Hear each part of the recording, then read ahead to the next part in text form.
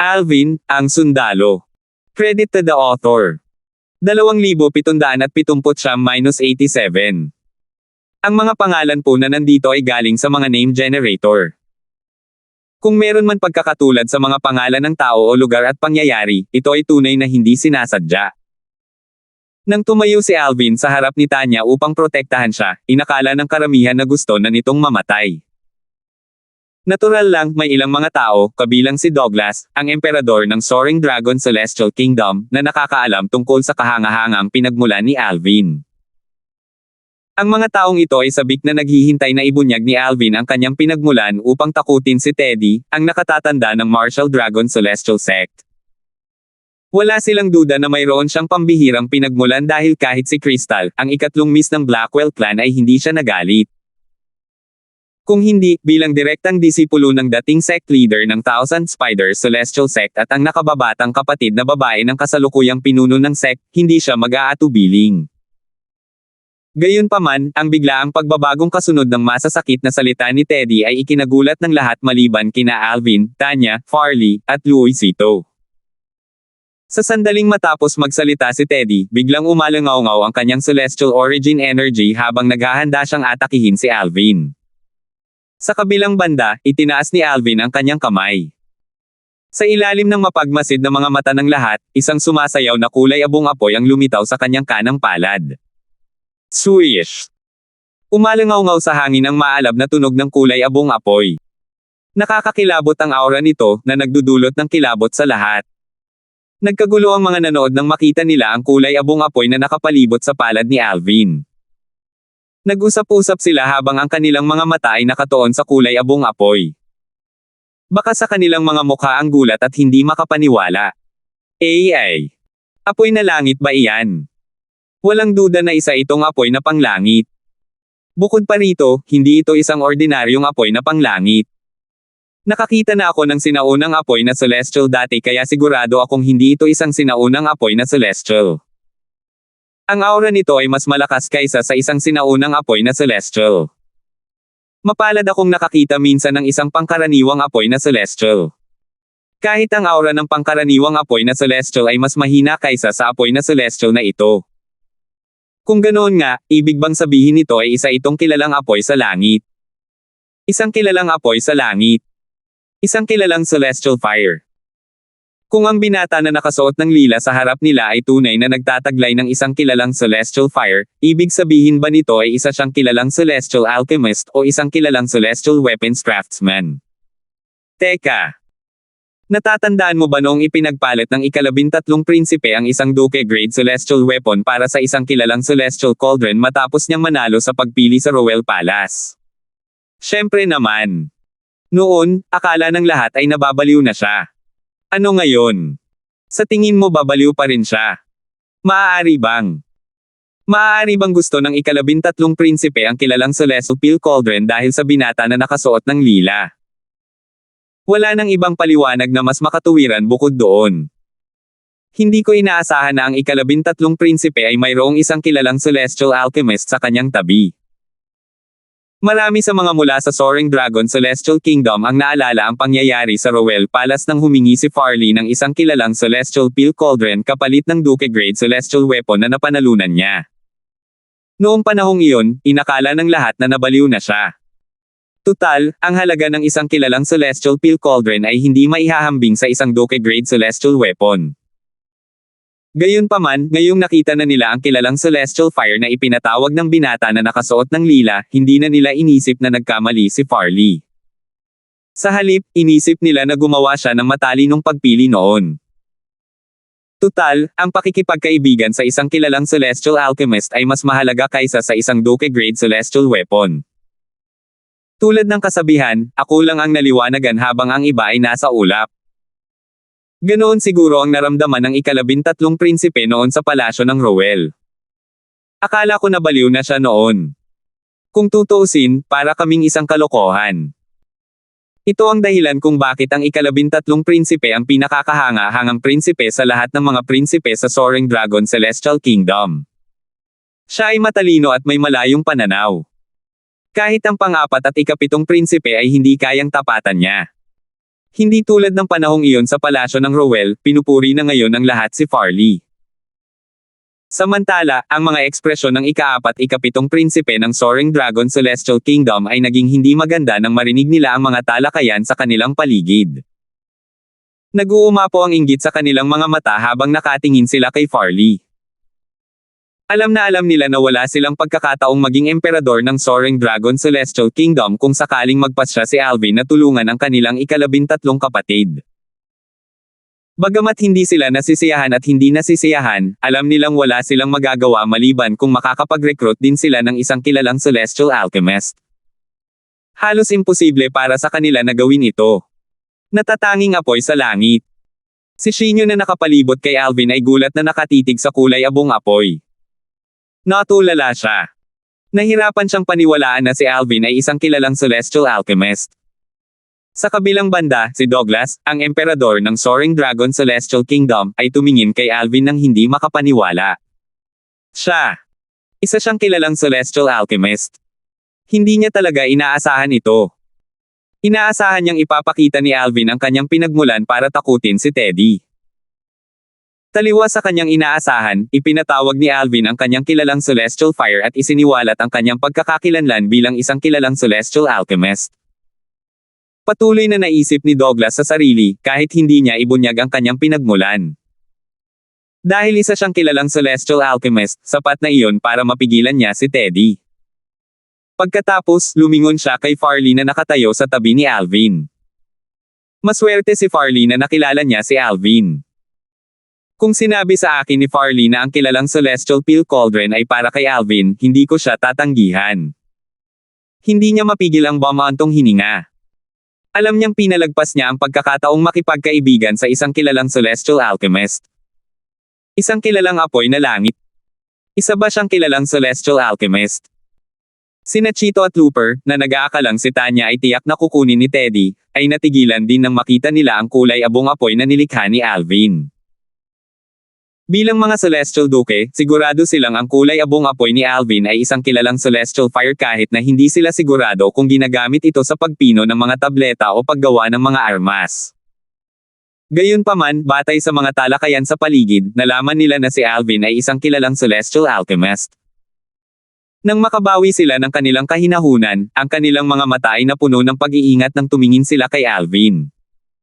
Isang kilalang Celestial Fire. Handa nang patayin ni Teddy si Alvin. Gayunpaman, lubhang nagbago ang kanyang ekspresyon nang makita niya ang kulay abong apoy sa kamay ni Alvin. Mabilis niyang binawi ang kanyang celestial origin energy, natatakot na baka maramdaman ni Alvin ang kanyang balak na pumatay. Tutal, kung magdesisyon si Alvin na pasabugin ang kilalang celestial fire, tiyak na mamamatay siya maliban kung makakatakas siya sa layong mga 1,000 metro. Kahit na noon, malubha pa rin siyang masasaktan. Ang mga kilalang celestial fire ay kayang pumatay kahit sa pinakamalakas na celestial duke. Sa malapit na distansya, wala silang pagkakataong mabuhay. Bukod dito, isa lamang siyang 3 medium celestial duke. Matapos siyang huminga ng malalim para kumalma, maingat niyang tiningnan si Alvin. Patawarin mo ako sa aking ginawa. Hindi ko inaasahan na isa kang kilalang celestial alchemist. Nang marinig ito, walang pakialam na nagtanong si Alvin, Elder Teddy, hindi mo ba balak agawin si Tanya? Kung may tiwala ka, subukan mo. Pagkatapos magsalita ni Alvin, isang ekspresyon ng takot at pagkabalisa ang makikita sa mga mukha ng lahat ng naruroon kabilang si Douglas, ang emperador ng Soaring Dragon Celestial Kingdom, at sina Chito at Looper, ang dalawang Celestial Duke. Kung ipipilit ni Teddy na dukutin si Tanya, tiyak na sisubog si Alvin sa kanyang kitang-kitang celestial fire. Sa oras na iyon, hindi lamang mamamatay si Teddy, kundi mamamatay din sila o malubhang masasaktan. Nawala ang kulay sa mukha ni Teddy nang marinig niya ang mga salita ni Alvin. Naipit siya sa pagitan ng isang bato at isang matigas na lugar. Sa puntong ito, paano siya aatake? Bagamat tiwala siya sa bilis ng kanyang bilis, kayang pasabugin ng kanyang kalaban ang kilalang celestial fire sa isang isip lamang. Hindi siya nangahas na sumugal. Kahit gaano pa kagande si Tanya, isang kahangalan ang isugal ang kanyang buhay para sa isang babae. Hindi niya alam kung paano tutugan kay Alvin. Master Darfield. Sa sandaling ito, isang malakas na boses ang umalingaw-ngaw sa hangin. Sa kabila ng lakas ng boses, magalang pa rin ang dating nito. Tila umalingaw-ngaw ito mula sa lahat ng direksyon. Malinaw na narinig ng lahat ng naroon sa pinangyarihan ang boses at nagsimulang tumingin sa paligid para hanapin ang pinanggagalingan nito. Ang boses na ito. Natigilan si Chito, ang nakatatanda ng Taisek, nang marinig niya ang boses. Nanlaki ang kanyang mga mata nang mapagtanto kung kanino nagmamay-ari ang boses. Hindi ba't si Guardian Huxley yan? 2,780. Sa ilalim ng mapagmasid na mga mata ng lahat, isang matangkad at matipunong figure ang lumitaw. Tila mabagal ang kanyang bilis, ngunit sa isang kisap mata lamang ay lumitaw siya sa harap ng lahat. Ang kanyang mga galaw ay tila naglalaman ng lalim ng langit at lupa. Mayroon siyang parisukat na mukha na puno ng mga dayami, at isang kapansin-pansing pulang nunal ang makikita sa pagitan ng kanyang mga kilay.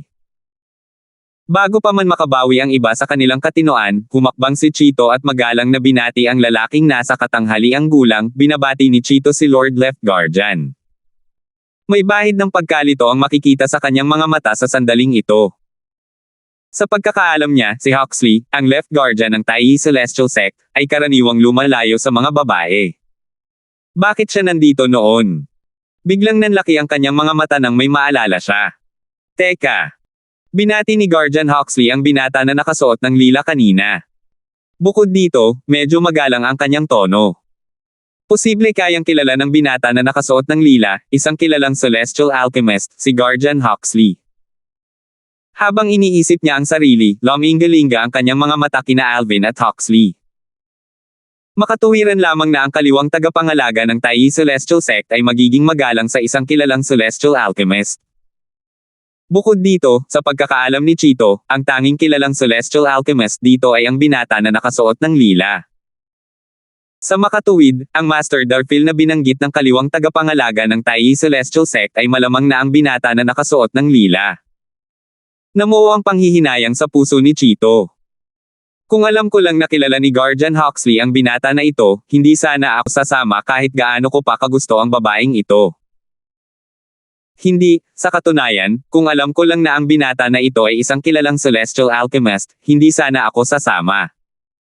Kailangan kong kumalma. Marahil, hindi ako parurusahan ni Guardian Huxley. Tutal, hindi naman 100% sigurado kung kilala niya ang binata. Bilang isang elder sa Tai Celestial Sect, natural lang na alam ni Chito ang mabilis na pag-uugali ni Huxley. Sa puntong ito, time na idinadalanggan na sana ay hindi makilala ng binata na nakasuot ng lila si Huxley. Kung hindi, tiyak na hindi maganda ang magiging kahihinatnan ng mga bagay para sa kanya. Pagbati, Guardian Huxley. Pagbati, Guardian Huxley. Kasunod nito, ang elder ng Martial Dragon Celestial Sect na si Teddy, at ang elder ng Thousand Spiders Celestial Sect na si Looper, ay natauhan at magalang na binati si Huxley. Kasabay nito, bumalik din sa dati ang katinoan ng mga nanood. Ang kanilang atensyon ay nakatuon kay Huxley. Sinimulan nilang pag-usapan ang pagkakakilanlan ng bagong dating. Tinawag ba siya ni Elder Chito ng Tai Celestial Sect bilang Guardian Huxley? Kahit na si Elder Teddy ng Martial Dragon Celestial Sect at si Elder Looper ng Thousand Spiders Celestial Sect ay tinawag siyang Guardian Huxley. Siya siguro si Huxley, ang kaliwang guardian ng Tai Celestial Sect, tama ba? Ang kaliwang tagapangalaga ng Tai Celestial Sect. Hindi ba't siya ang kamakailan lamang naging isang 7-star Celestial Duke? Isang Duke na Celestial ng 7 bituin. Habang nagpapatuloy ang mga nanunood sa kanilang pag-uusap, naalala nila ang chismis tungkol sa kamakailang tagumpay ng kaliwang tagapangalaga ng Tai Celestial Sect at ang pagiging isang 7-star Celestial Duke stage na kumakalat na parang apoy. Agad na sumiklab ang isang kaguluhan. 7 bituin, Celestial Duke. Maging ang mga pinuno ng sekta ng 3 pangunahing Celestial Sect ng kaparangan ay mga 7-star Celestial Duke rin. Ang mga 7-star Celestial Duke ang pinakamalakas na nilalang sa kaparangan. Samantala, hindi pinansin ni Huxley sina Chito, Teddy, at Looper habang nakatingin kay Alvin na nakatayo sa malapit. Master Darfield. Mukhang may problema ka yata. Tanong ni Huxley nang may bahagyang ngiti. Magalang pa rin ang tono niya gaya ng dati. Guardian Huxley. Itinaas ni Alvin ang kanyang kamay at binawi ang kulay abong apoy sa kanyang kamay. Casual niyang sinabi, alam mo naman siguro kung nakaranas ako ng gulo o hindi. Kung hindi ako nagkakamali, matagal ka nang nandito, di ba? Tumingin siya kay Huxley nang may nagniningning na mga mata habang nagsasalita. Si Huxley na nakita ni Alvin ay nahihiyang ngumiti lamang. Nang bawiin ni Alvin ang kulay abong apoy, isang bahid ng balak na pumatay ang sumilay sa mga mata ni Teddy, isang elder ng Martial Dragon Celestial Sect. Gayunpaman, batay sa pakikipag-ugnayan ni Alvin kay Huxley, pinigilan niya ang kanyang balak na pumatay. Nakikita niya na ang relasyon sa pagitan ni Alvin at Huxley ay hindi simple. Bagamat si Alvin ay isang kilalang celestial alchemist, tila mas magalang ang pakikitungo ni Huxley kay Alvin kaysa sa ibang kilalang celestial alchemist. Nakita na niya si Huxley na nakipag-ugnayan sa iba pang kilalang celestial alchemist noon. Noong panahong iyon, si Huxley ay isa pa ring 6 combination celestial duke.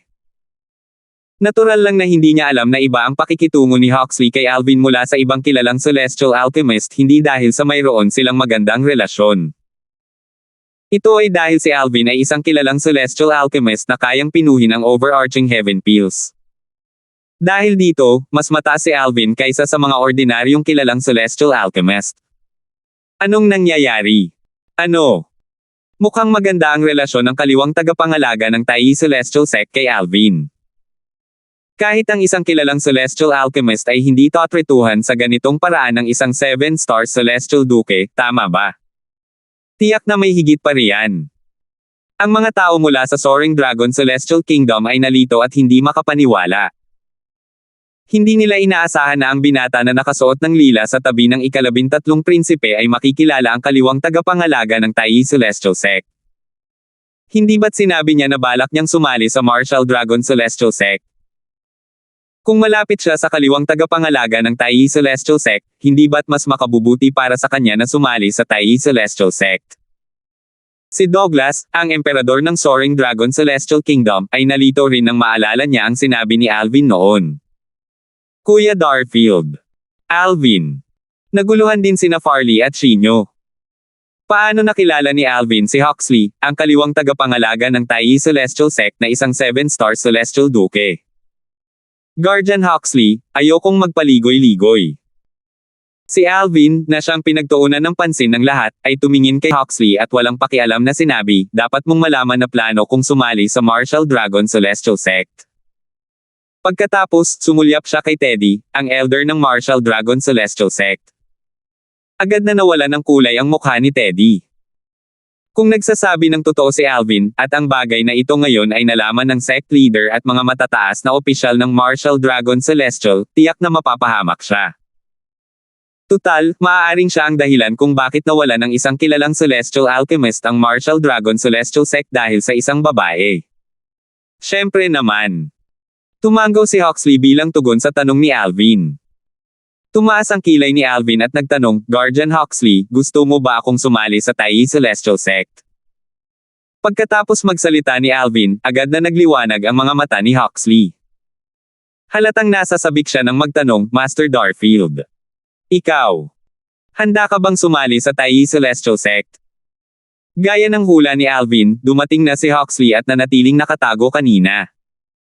Narinig niya si Alvin na nagpapahayag ng kanyang pagkadismaya sa Martial Dragon Celestial Sect at kay Teddy.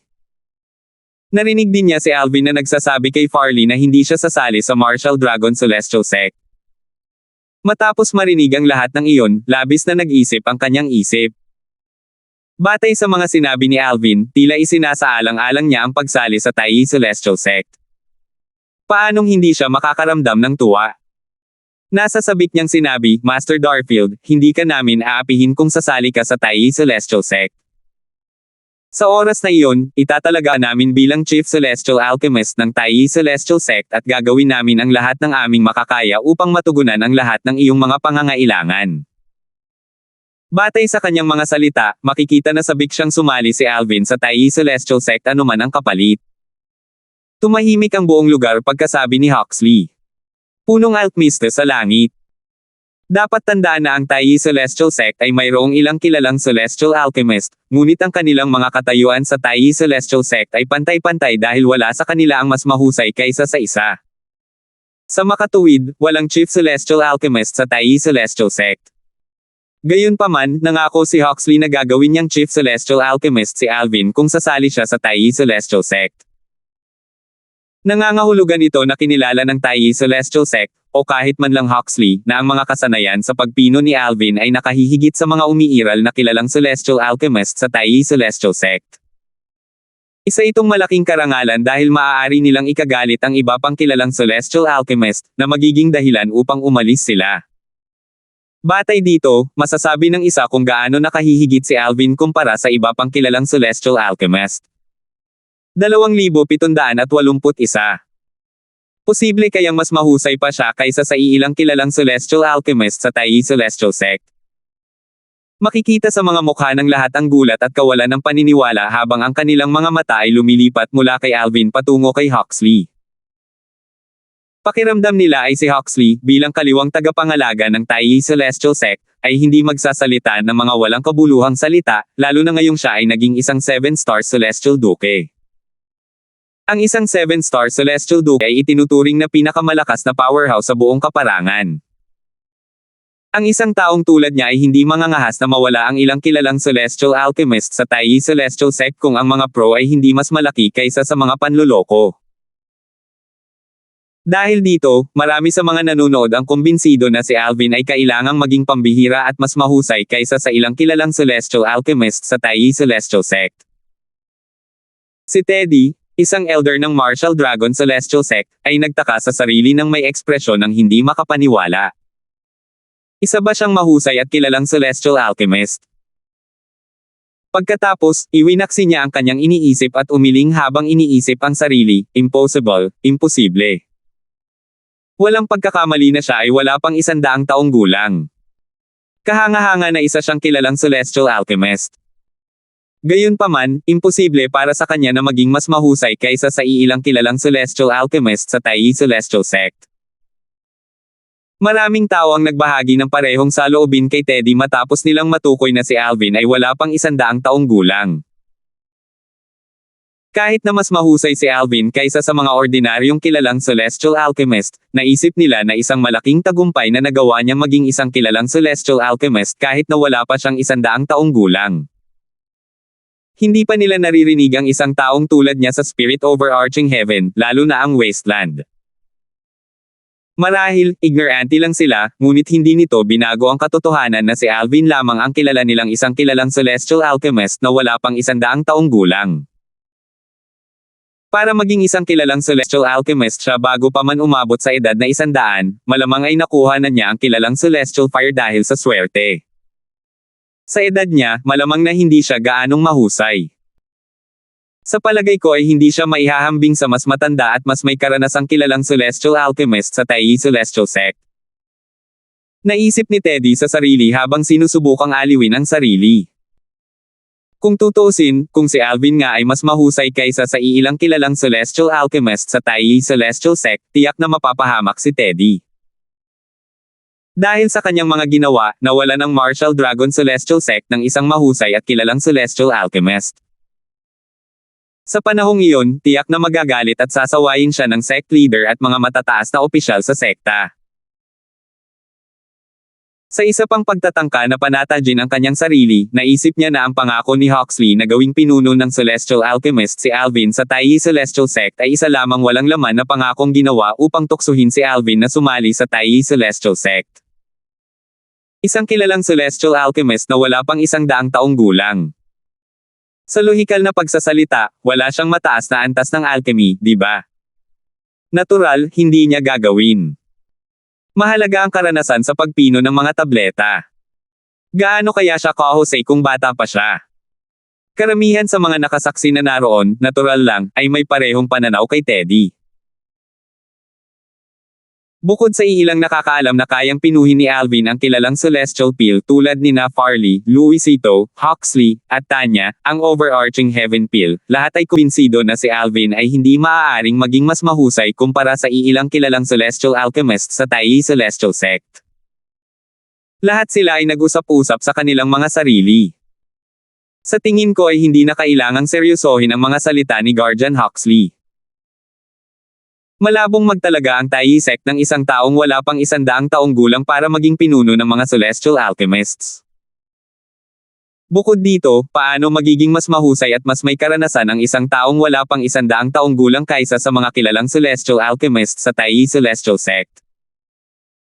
Sang-ayon ako, malamang na nangangako lang si Guardian Huxley na hikayatin siyang sumali sa Taiyi Celestial Sect. Kapag sumali na ang binata sa Taiyi Celestial Sect, makakaisip din si Guardian Huxley ng dahilan na ang iba pang kilalang Guardian Celestial Alchemists ay hindi kontento at gusto siyang hamanin. Natural lang na hindi niya matatalo ang mas matanda at mas may karanasang kilalang Celestial Alchemists. Si Guardian Huxley nga ang kaliwang tagapangalaga ng Taiyi Celestial Sect. Isa itong tuso at magandang plano. Dahil matagal na silang magkahiwalay, natural lang na walang kaalam-alam si Shinyo na kayang pinuhin ni Alvin ang overarching Heaven Peel.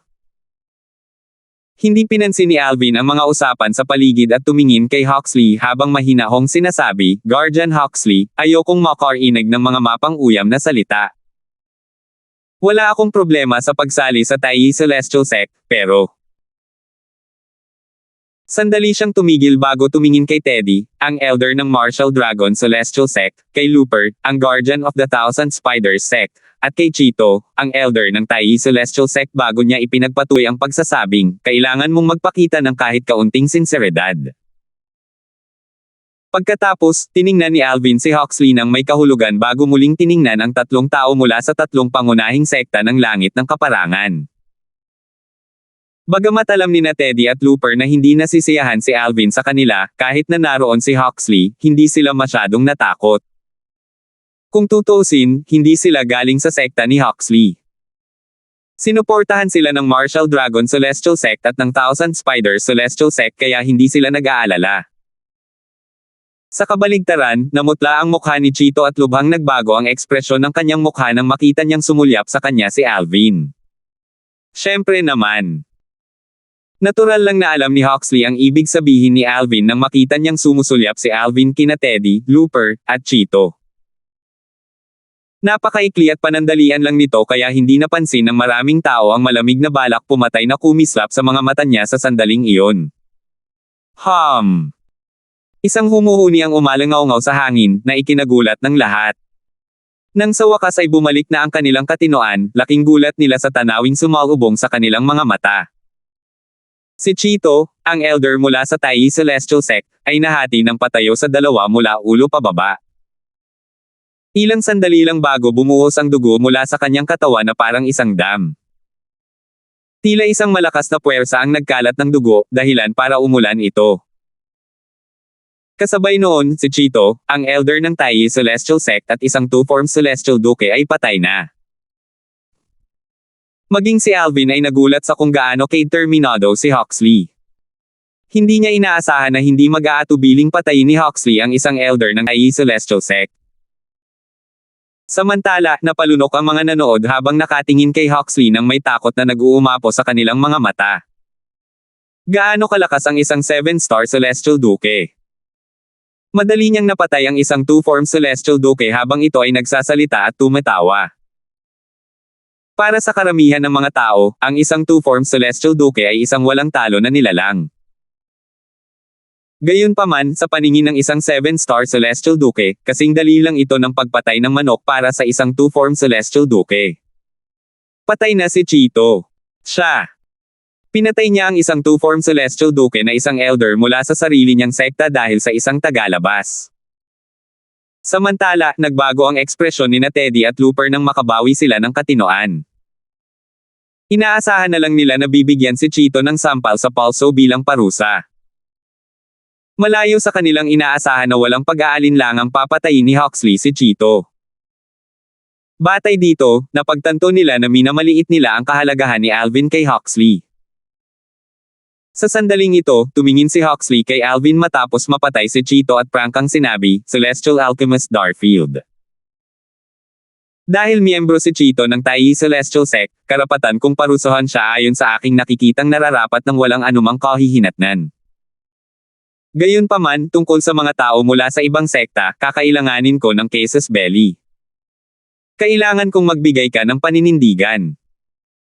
Halimbawa, kung ikaw ang Chief Celestial Alchemist ng Taiyi Celestial Sect, ang ginawa ng dalawang taong to ay maituturing na isang paghamak at isang tanda ng kawalang galang sa Taiyi Celestial Sect.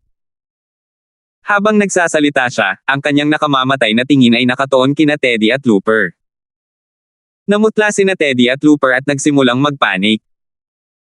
Bagamat hindi partikular na sinabi ni Huxley kay Alvin ang kailangang gawin, para bang mayroon silang pahiwatig na pagkakaintindihan.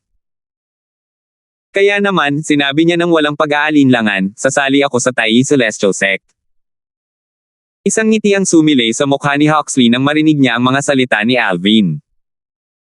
Alvin, sa ngalan ng Taiyi Celestial Sect, malugod ka naming tinatanggap. Taliwa sa mainit na boses na ginamit ni Huxley noong kausap niya si Alvin, ang boses niya ay naging sobrang lamig nang sabihin niya kina Teddy at Looper, si Celestial Alchemist Darphil ang Chief Celestial Alchemist ng Taiyi Celestial. Sa isang iglap, naging malungkot ang ekspresyon ni Teddy at Looper nang may maramdamang masamang kutob sa kanilang mga puso matapos nilang marinig ang mga salita ni Huxley. Whoosh! Swoosh! Sinubukan ni Teddy na tumakas sa mapanganib na sitwasyong ito. Samantala, kahit hindi sinubukang tumakas ni Looper, mabilis niyang ginamit ang kanyang katayuan sa Thousand Spiders Celestial Sect upang pigilan si Huxley. Guardian Huxley, ako ang guardian ng Thousand Spiders Celestial Sect, hindi mo maaaring.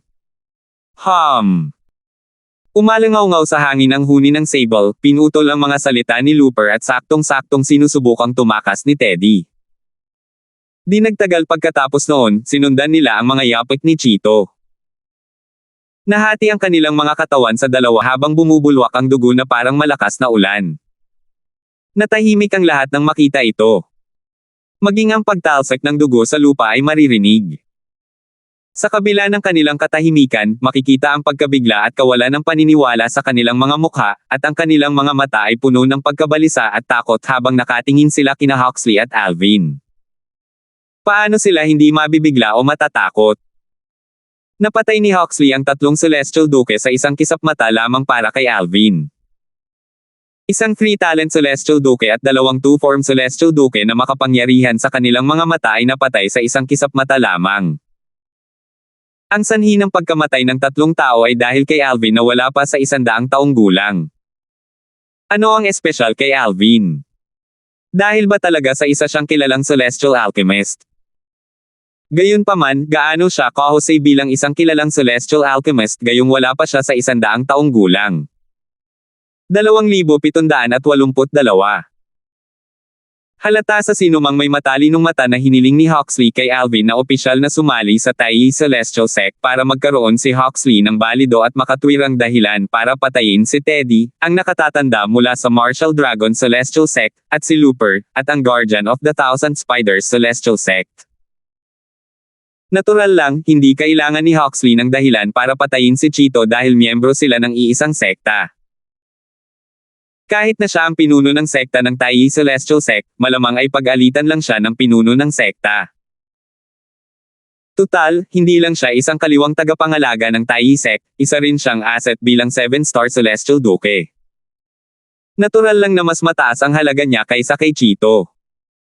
Sa kabilang banda, magkaiba sina Teddy at Looper dahil hindi sila nagmula sa Taiyi Celestial Sect. Bukod dito, sila ay nagmula sa 2 sa 3 pangunahing Celestial Sect sa kaparangan. Sa makatuwid, kailangan ni Huxley ng isang makatwirang dahilan upang patayin silang dalawa. Kung hindi, ipagsapalaran niyang masaktan ang 2 pang pangunahing Celestial Sect at magdulot ng hindi kinakailangang gulo sa Taiyi Celestial Sect. Kaya naman, nakahanap siya ng dahilan para patayin sina Teddy at Teddy dahil sa pagkakasala nila sa punong Celestial Alchemist ng Taiyi Celestial Sect. Kahit pabalak ng 2 pang pangunahing Celestial Sect na gumawa ng gulo tungkol sa bagay na ito, hindi nila ito magagawa. Alvin, tiningnan ni Shinyo ang binata na nakasuot ng lila sa tabi niya nang may ekspresyon ng pagkabigla at hindi makapaniwala. Bago ito, inakala niyang si Alvin ay isa lamang sinaunang Celestial Alchemist. Gayunpaman, matapos masaksihan ang nangyari, malinaw na si Alvin ay isang kilalang Celestial Alchemist. Bukod doon, matapos pumayag si Alvin na sumali sa Taiji Celestial Sect, pinatay ng kaliwang tagapangalaga ng sekta na isang 7-star Celestial Duke ang 3 Celestial Duke para kay Alvin. Paano siyang hindi magugulat? Hindi pa rin nakakabawi ang lahat mula sa pagkabigla sa pagkamatay ni Nachito, Teddy, at Looper nang tumingin si Huxley kay Alvin at nagtanong ng nakangiti, Celestial Alchemist Darfield, nasiyahan ka ba sa paraan ng pagharap ko sa bagay na ito? Tumango si Alvin. Pagkatapos, itinuro niya si Shinyo at nagtanong, Guardian Huxley, ito ang kaibigan ko. Posible ba para sa kanya na sumali rin sa Taiji Celestial Sect? Alvin. Medyo nabigla si Shinyo sa mga sinabi ni Alvin.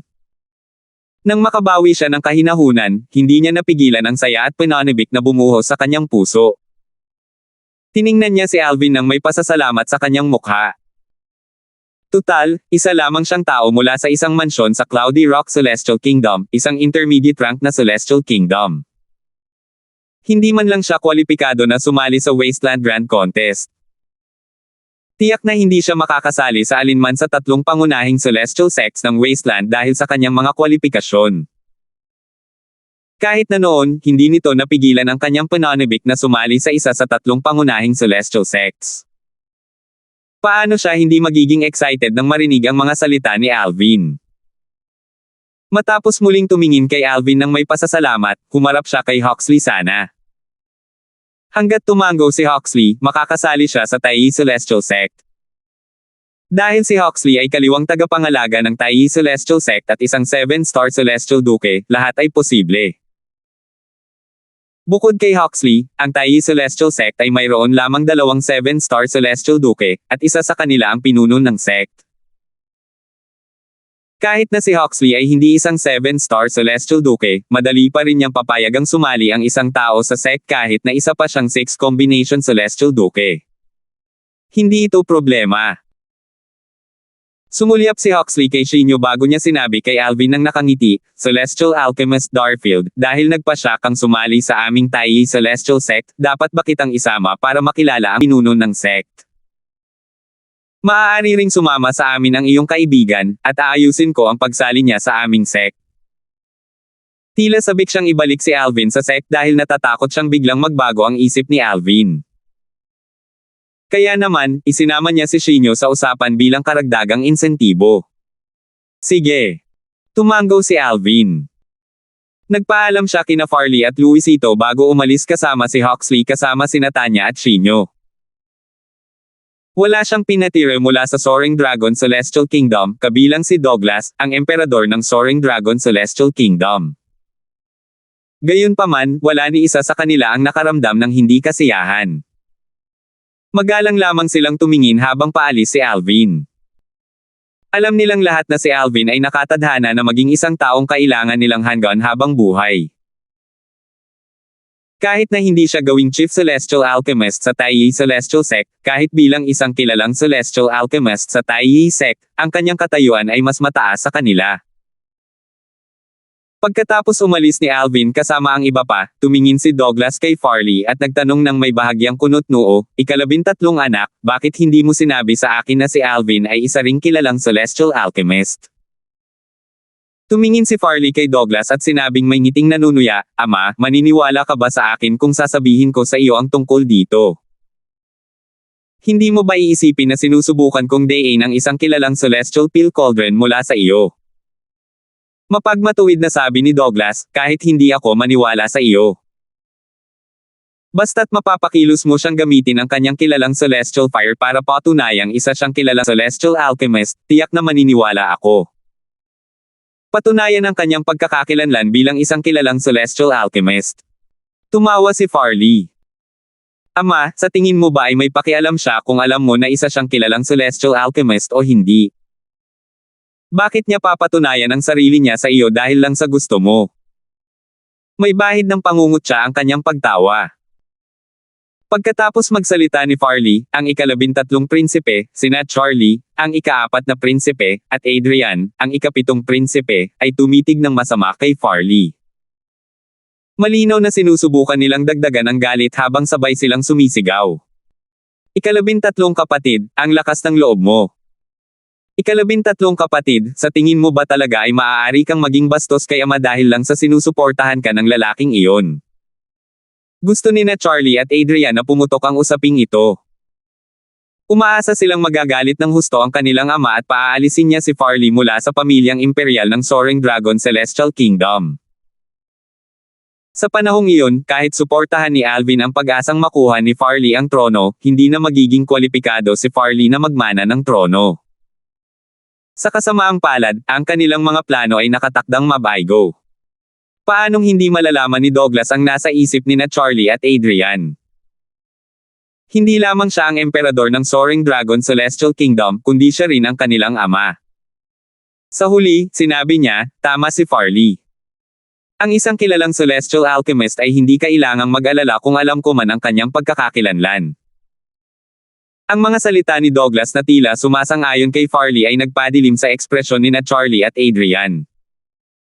Alam na nila ngayon na natalo na sila kay Farley. Walang nakaisip ng biglaan at nakakagulat na anunsyo ni Douglas. Ako, si Douglas, ang emperador ng Soaring Dragon Celestial na kaharian, ay nagpapahayag na mula ngayon, si Farley, ang ikalabintatlong prinsipe ng Soaring Dragon Celestial na kaharian, ang magiging koronadong prinsipe. Kapag bumaba ako sa kanyang pwesto, siya ang susunod na emperador ng Soaring Dragon Celestial na kaharian. Malakas at malinaw ang kanyang boses. Nang marinig ito ng lahat, agad na sumiklab ang isang kaguluhan. Ama! Sabay na sigaw ni na Charlie at Adrian, ang kanilang mga ekspresyon ay lubhang nagbago. Bagamat alam nilang mas nakahihigit sa kanila si Farley sa maraming aspeto, hindi nila inaasahan sa kanilang mga pangarap na gagawin ng kanilang ama si Farley na Corona Prinsipe at ang susunod na emperador ng Soaring Dragon Celestial Kingdom. Mas handa sana nilang tanggapin ang kanilang pagkatalo kung si Farley lamang ang uupo sa trono sa tulong ni Alvin. Gayunpaman, nahirapan silang tanggapin ang kahihiyan dahil ang kanilang ama ang kusang naglagay kay Farley sa kanilang trono. Pareho silang hindi maganda ang ekspresyon ng kanilang mga mata sa sandaling ito. Wala bang pagtatangi ang kanilang ama kay Farley? Pinaghihinalaan pa nga ng kanilang ama na si Farley ay hindi niya tunay na anak. Bakit biglang magbabago ang kanilang ama at gagawing prinsipe ng korona at susunod na emperador ng Soaring Dragon Celestial Kingdom si Farley? Kamahalan, ang prinsipe ng korona. Kamahalan, ang prinsipe ng korona. Samantala, alam na ng mga tao ng Soaring Dragon Celestial Kingdom kung paano kikilos ngayong nagbago na ang ihip ng hangin. Yumuko sila kay Farley ng may paggalang. Matapos makita ang relasyon ni Farley kay Alvin at marinig ang mga salita ni Douglas, alam nilang tataas lamang ang ranggo ni Farley. Koronadong prinsipe. Nagulat si Farley nang ideklara siya ni Douglas bilang koronang prinsipe. Nabawi lamang niya ang kanyang katinoan nang yumuko ang mga tao sa kanya at tinawag siyang koronang prinsipe. Pagkatapos, tumingin siya kay Douglas. Nagtaka siya kung bakit bigla siyang sinuportahan ng kanyang ama. Kasabay nito, tinitigan ni Douglas si Farley nang may komplikadong tingin. Hindi niya kailanman tinatrato ng maayos ang anak na ito dahil hindi siya sigurado kung ang anak na ito ay ang kanyang tunay na anak. Gayunpaman, dahil sa insidente ngayon, alam niyang kailangan niyang magkusa na ideklara ang anak na ito bilang Corona Prinsipe ng kanilang Soaring Dragon Celestial Kingdom. Kung hindi, maaaring hindi niya mapanatili ang kanyang posisyon bilang emperador ng Soaring Dragon Celestial Kingdom ng matagal. Bagamat ang Soaring Dragon Celestial Kingdom ay wala sa ilalim ng pamamahala ng Martial Dragon Celestial Sect at hindi ng Taiyi Celestial Sect, sa suporta ng isang pambihirang kilalang Celestial Alchemist at ng kaliwang tagapangalaga ng Taiyi Celestial Sect, madali nilang masusuportahan si Farley, ang kanyang anak, at gawing susunod na emperador ang kanyang anak. Tutal, ang kaliwang tagapangalaga ng Taiyi Celestial Sect ay isang 7-star Celestial Duke. Hanggat hindi ito lumalagpas sa hangganan, tiyak na magpapakita ng paggalang ang Martial Dragon Celestial Sect sa 7-star Celestial Duke at gagawa ng maliit na pabor tulad ng pagpili ng isang kandidato para sa trono ng Soaring Dragon Celestial Kingdom.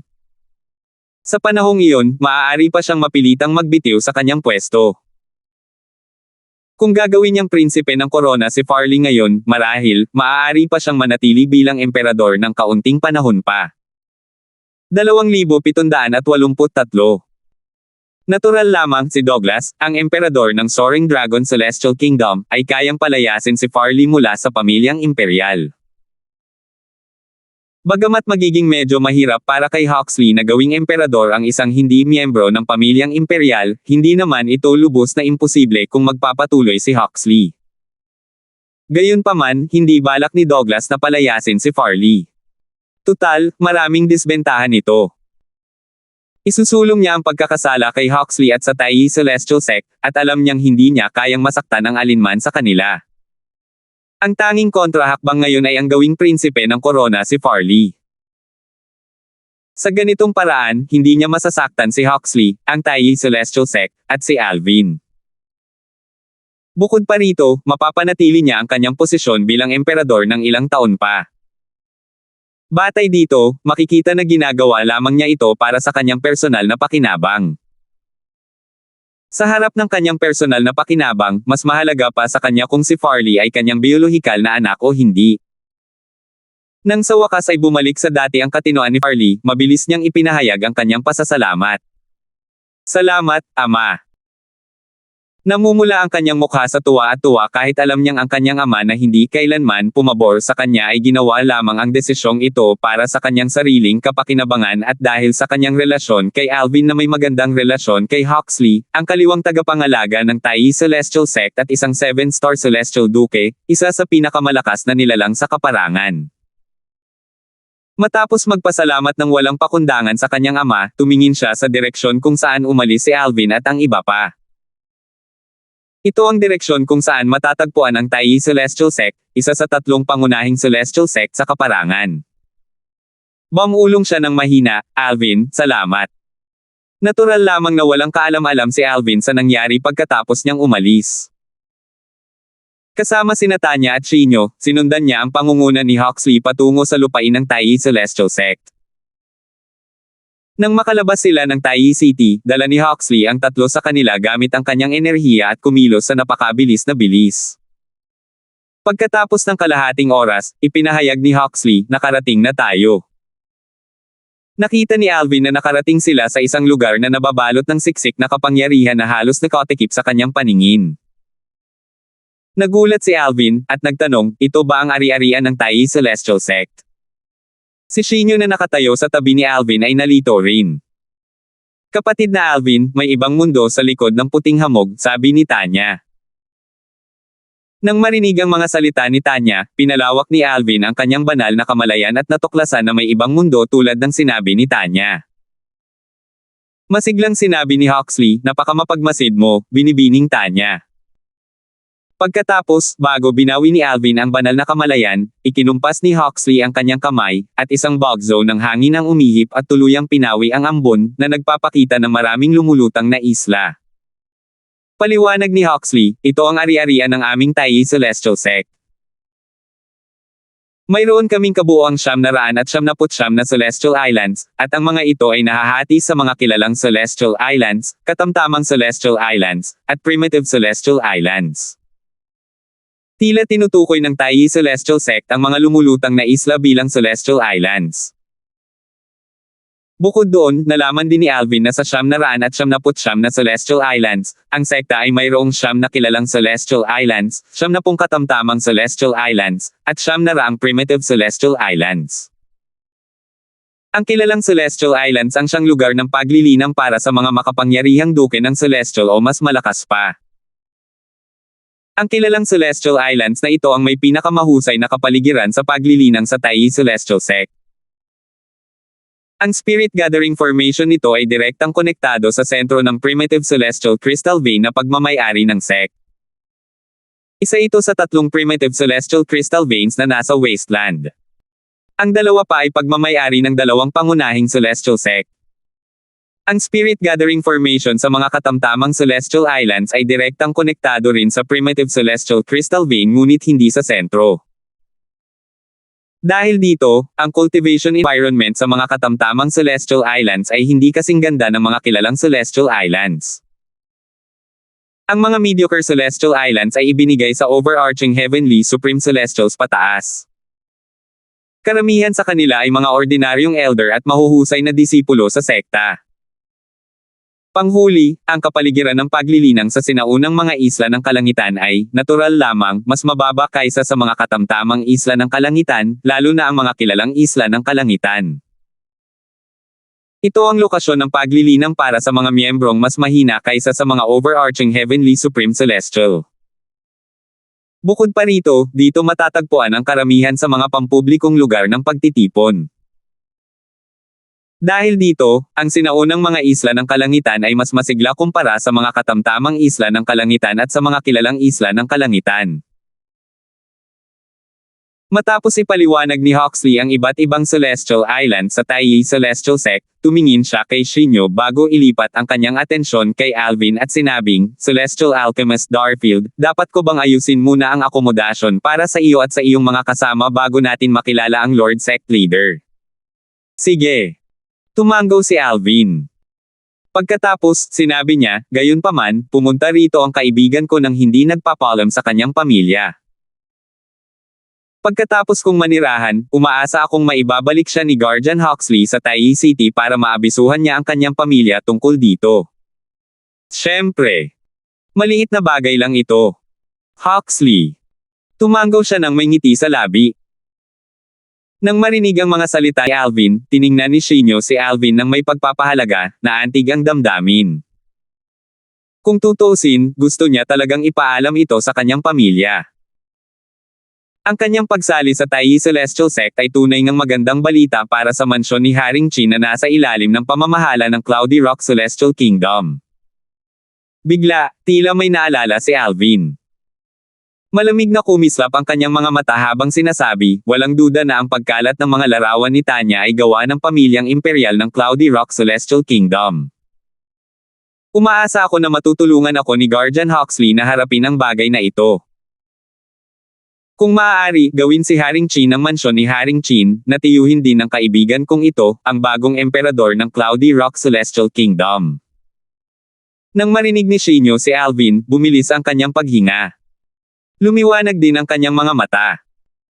Agad niyang tiningnan si Huxley, sinusuri ang kanyang reaksyon sa kahilingan ni Alvin. Kung ang Cloudy Rock Celestial Kingdom ay isang mataas na ranggong Celestial Kingdom, hindi ko magagarantiya na magagawa ko ito. Gayunpaman, dahil isa lamang itong intermediate rank na Celestial Kingdom, sa palagay ko ay makakapagnegosasyon ang Taiyi Celestial Sect sa Martial Dragon Celestial Sect at mag-alok sa kanila ng dalawang intermediate rank na Celestial Kingdom, walang pakialam na sabi ni Huxley, kapag naging atin ang Cloudy Rock Celestial Kingdom, natural lang na makontrol natin ang kaharian. Sa oras na iyon, hindi lamang natin mapopromote si Haring Qin ng mansyon ni Haring Qin, kundi maaari ka rin naming maging kaibigan ng bagong emperador sa pamamagitan lamang ng ilang salita. Pagkarinig ni Shinyo sa mga sinabi ni Huxley, parang biglang bumilis ang tibok ng puso niya. Siya ang emperador ng Cloudy Rock Celestial Kingdom. Shinyo. Humarap si Alvin kay Shinyo. Narinig mo na ang mga sinabi ni Guardian Huxley. Bagamat hiniling ko kay Guardian Huxley na payagan kang sumali sa Taiyi Celestial Sect kanina, kung gusto mong maging emperador ng Cloudy Rock Celestial Kingdom, susuportahan din namin ni Guardian Huxley ang desisyon mo. Matapos itong pag-isipan ng ilang sandali, determinadong sinabi ni Shinyo, Alvin, sa palagay ko ay gusto kong manatili sa Taiyi Celestial Sect. Tungkol naman sa posisyon ng emperador ng Cloudy Rock Celestial Kingdom, ibigay mo na lang ito sa aking tiyuhin. Sigurado ka ba? Kung ikaw ang magiging emperador ng Cloudy Rock Celestial Kingdom, magagawa mo ang anumang gusto mo sa loob ng kaharian. Ang pagiging higit sa maraming tao ay isang hindi mapaglabanan na hatek. Tiningnan ni Alvin si Shinyo nang may kahulugan. Alvin, huwag mo akong pagtawanan. Napangiti si Shinyo nang mapait. Tulad ng sinabi mo, magagawa ko ang gusto ko sa loob lamang ng Cloudy Rock Celestial Kingdom. Bukod dito, kung ako ang magiging emperador, limitado ang aking kinabukasan. Bagamat mahirap para sa akin na maabyutin ka sa buhay na ito, ayaw kong maiwan ng masyadong malayo. Kaya naman gusto kong sumali sa Taiyi Celestial Sect at masigasig na maglinang. Hindi ko inaasahan na maabyutin kita, ngunit gusto ko pa ring makita ang iyong likuran. Sige, igagalang ko ang desisyon mo. Tumanggaw si Alvin. Kasabay nito, tumaas ang tingin niya kay Shinyo. Kung siya si Shinyo, gagawin din niya ang parehong desisyon. Sa kabilang banda, nagulat si Huxley sa desisyon ni Shinyo. Sinabi niya, maraming tao ang mas gustong maging ulo kaysa buntot. Shinyo, nakakagulat na ganoon ang desisyon mo. Dahil dito, gagawin ko ang lahat para alagaan ka sa Tai Celestial Sect. Ito ang pangako ko sa iyo, wala itong kinalaman kay Celestial Alchemist Darfield. Nangako siya ng ganito dahil talagang hinahangaan niya ang determinasyon ni Shinyo. Tutal, hindi maraming tao ang susuko sa pagkakataong maging isang emperador, maging ito man ay isang mataas, panggitna, o mababang ranggong Celestial Kingdom. Salamat, tagapangalaga Huxley, masayang pasalamat ni Shinyo kay Huxley. Alam niyang sa pangako ni Huxley, mas magiging maayos ang kanyang panahon sa Tai Celestial Sect. Tutal, si Huxley ang kaliwang tagapangalaga ng Tai Celestial Sect. Bukod dito, si Huxley ay isa ring 7-star Celestial Duke, katulad ng sect leader ng Tai Celestial Sect.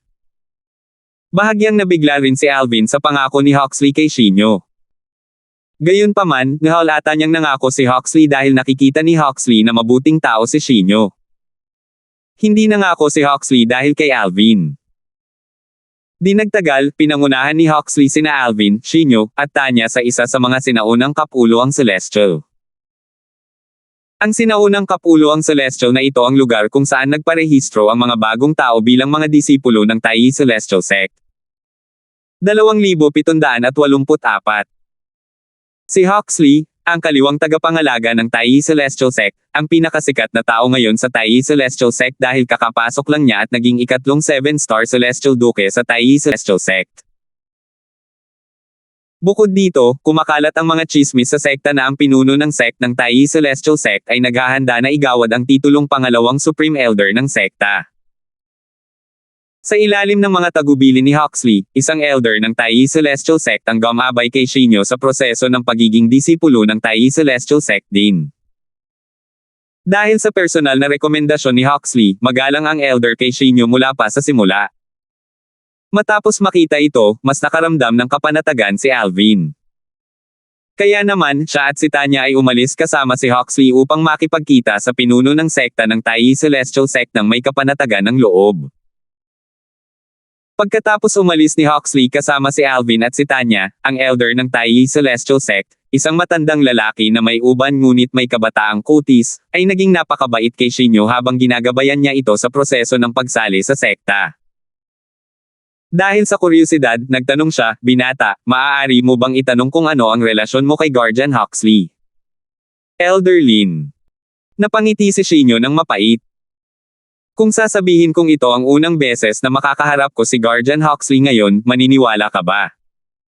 Unang beses mo bang nakilala si Guardian Huxley? Natigilan ng matanda, si Elder Lin, nang marinig ang sagot ni Shinyo.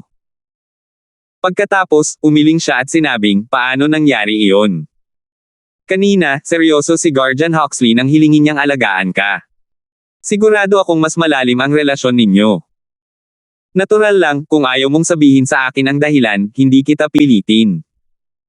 May maunawang ekspresyon sa mukha si Elder Lin. Elder Lin, nagsasabi ako ng totoo. Bumantong hininga si Shinyo bago niya ikinwento ang lahat ng nangyari ngayon. Sa huli, sinabi niya, hindi magtatagal at ang insidente ngayon ay kumalat sa Tai City at sa Tai Celestial Sect. Sa oras na iyon, Elder Lin, malalaman mo kung nagsasabi ako ng totoo o hindi. Kung gayon, ang binata na nakasuot ng lila kanina. Isa siyang kilalang Celestial Alchemist. Nagulat at hindi makapaniwala si Elder Lin nang marinig niya ang mga salita ni Shinyo. Nangako si Guardian Huxley sa publiko na hanggat ang binata na nakasuot ng lila ay handang sumali sa ating Tai Celestial Sect, bibigyan siya ng titulong Chief Celestial Alchemist sa sekta. Si Elder Lin ay isa lamang ordinaryong elder sa Tai Celestial Sect, at isa lamang siyang overarching Heaven Supreme Celestial. Gayunpaman, matagal na siyang nasa Tai Celestial Sect. Dahil dito, kilalang-kilala niya ang karakter ni Huxley. Kilala niya si Huxley na hindi isang taong magsasalita ng hindi nag-iisip. Hindi imposible para sa kanya na magsinungaling tungkol sa isang bagay na tulad nito para lamang mahikayat ang binata na nakasuot ng lila na sumali sa Tai Celestial Sect. Ang titulong Chief Celestial Alchemist ay kumakatawan sa matataas na karangalan sa Tai Celestial Sect at sa mga Celestial Alchemist sa sekta. Tanging ang pinakamahuhusay na Celestial Alchemist lamang ang bibigyan ng titulong iyon. Hindi ba't ibig sabihin nito ay mas mahusay ang binata na nakasuot ng lila kaysa sa lahat ng kilalang Celestial Alchemist sa Tai Celestial Sect? Kung hindi, sigurado akong hindi basta-basta gagawa ng ganoong pangako si Guardian Tai. Labis na nagulat si Elder Lin. Matagal bago siya nakabawi ng katinoan. Nang tumingin siyang muli kay Shinyo, ang kanyang mga mata ay puno ng inggit. Binata, nagkaroon ka ng isang mabuting kaibigan. Bumantong hininga si Elder Lin. Oo. Ang pagkakaroon ng kaibigang tulad niya ang pinakamalaking biyaya sa buhay ko. Tumango si Shinyo. May bahid ng pasasalamat na sumilay sa kanyang mga mata. Tunay ngang labis siyang nagpapasalamat kay Alvin. Kung hindi dahil kay Alvin, hindi sana siya nabigyan ng pagkakataong sumali sa Tai Celestial Sect, isa sa 3 pangunahing Celestial Sect ng Wasteland. Samantala, patuloy na pinangunahan ni Huxley sina Alvin at Tanya, nilampasan ang 70 katamtamang Celestial Islands, at ang 9 na raang sinaunang Celestial Island. Hindi nagtagal ay nakarating sila kung saan matatagpuan ang 9 na kilalang Celestial Islands. Muling namuo ang ambon sa buong lugar, at maraming pormasayon ang makikita sa himpapawid. Nakatago ang lugar na ito sa likod ng mga ulap at hamog, at maraming pormasayon ang nakaayos sa himpapawid. Kung hindi dahil kay Huxley, ang kaliwang tagapangalaga ng Tai Celestial Sect, na nangunguna sa daan, hindi mahahanap ni Alvin ang kanyang daan dito. Kahit na may malalim na cultivation base si Tanya, imposible pa rin para sa kanila na mahanap ang kanilang daan. Tutal, kahit gaano pa siya kalakas, isa lamang siyang overarching Heavenly Supreme Celestial na may ranggong lupa. Sa kabilang banda, ang mga matataas na opisyal ng Tai Celestial Sect na nagkultibo sa 9 na kilalang Celestial Islands ay pawang mga primera klaseng Celestial Duke. Kahit ang pinakamahina sa kanila ay isang basic Celestial Duke na mas malakas kaysa sa isang peak overarching Heavenly Supreme Celestial. Ang 9 na kilalang kapuluang Celestial ay nakatago sa likod ng dagat ng mga ulap na parang maayos na mga kuta. Isa sa mga kilalang kapuluang Celestial ay nasa gitna, na napapalibutan ng iba pang 8 kilalang kapuluang Celestial tulad ng kung paano nakapalibot ang mga bituin sa buwan. Sa 8 kilalang Celestial Islands, 3 ang nasa Formation Circle habang ang iba pang 5 ay nasa labas ng Formation. Matapos dalhin ni Huxley sina Alvin at Tanya sa isang malaking bahay sa gitnang kilalang Celestial Island, magalang niyang binati ang taong nasa loob. Pinuno ng sekta. Nandito na si Master Darfield. Sa kanilang paglalakbay dito, nagpadala na si Huxley ng Communication Celestial Talisman sa sect leader ng Tai Celestial Sect at ipinaalam dito na sasali si Alvin sa Tai Celestial Sect. Sa makatuwid, hindi na niya kailangang ipaliwanag pa ang dahilan kung bakit niya dinala si Alvin dito. Kaya naman, hindi na niya kinailangang ipaliwanag pa kung bakit niya dinala rito si Alvin. Ako si Peyton Bale, ang pinuno ng sekta ng Tai Celestial Sect. Master Darfield, maligayang pagdating sa aming sekta. Pagkasabi ni Peyton, naramdaman ni Alvin ang malakas na aura ni Peyton mula sa loob ng malaking bahay. Maya-maya pa, isang matangkad na figure na nakasuot ng puting roba ang lumabas mula sa bahay.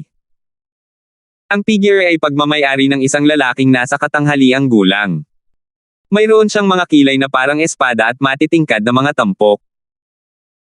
Mayroon siyang maringal na anyo kahit na ang kanyang ngiti ay kasing ginhawa ng simoy ng tagsibol. Malinaw na ang taong ito ay si Peyton, ang pinuno ng sekta ng Tai Celestial Sect. Pinuno ng sekta. Tumango si Alvin at binati si Peyton. Bahagyang ngumiti si Peyton kay Alvin.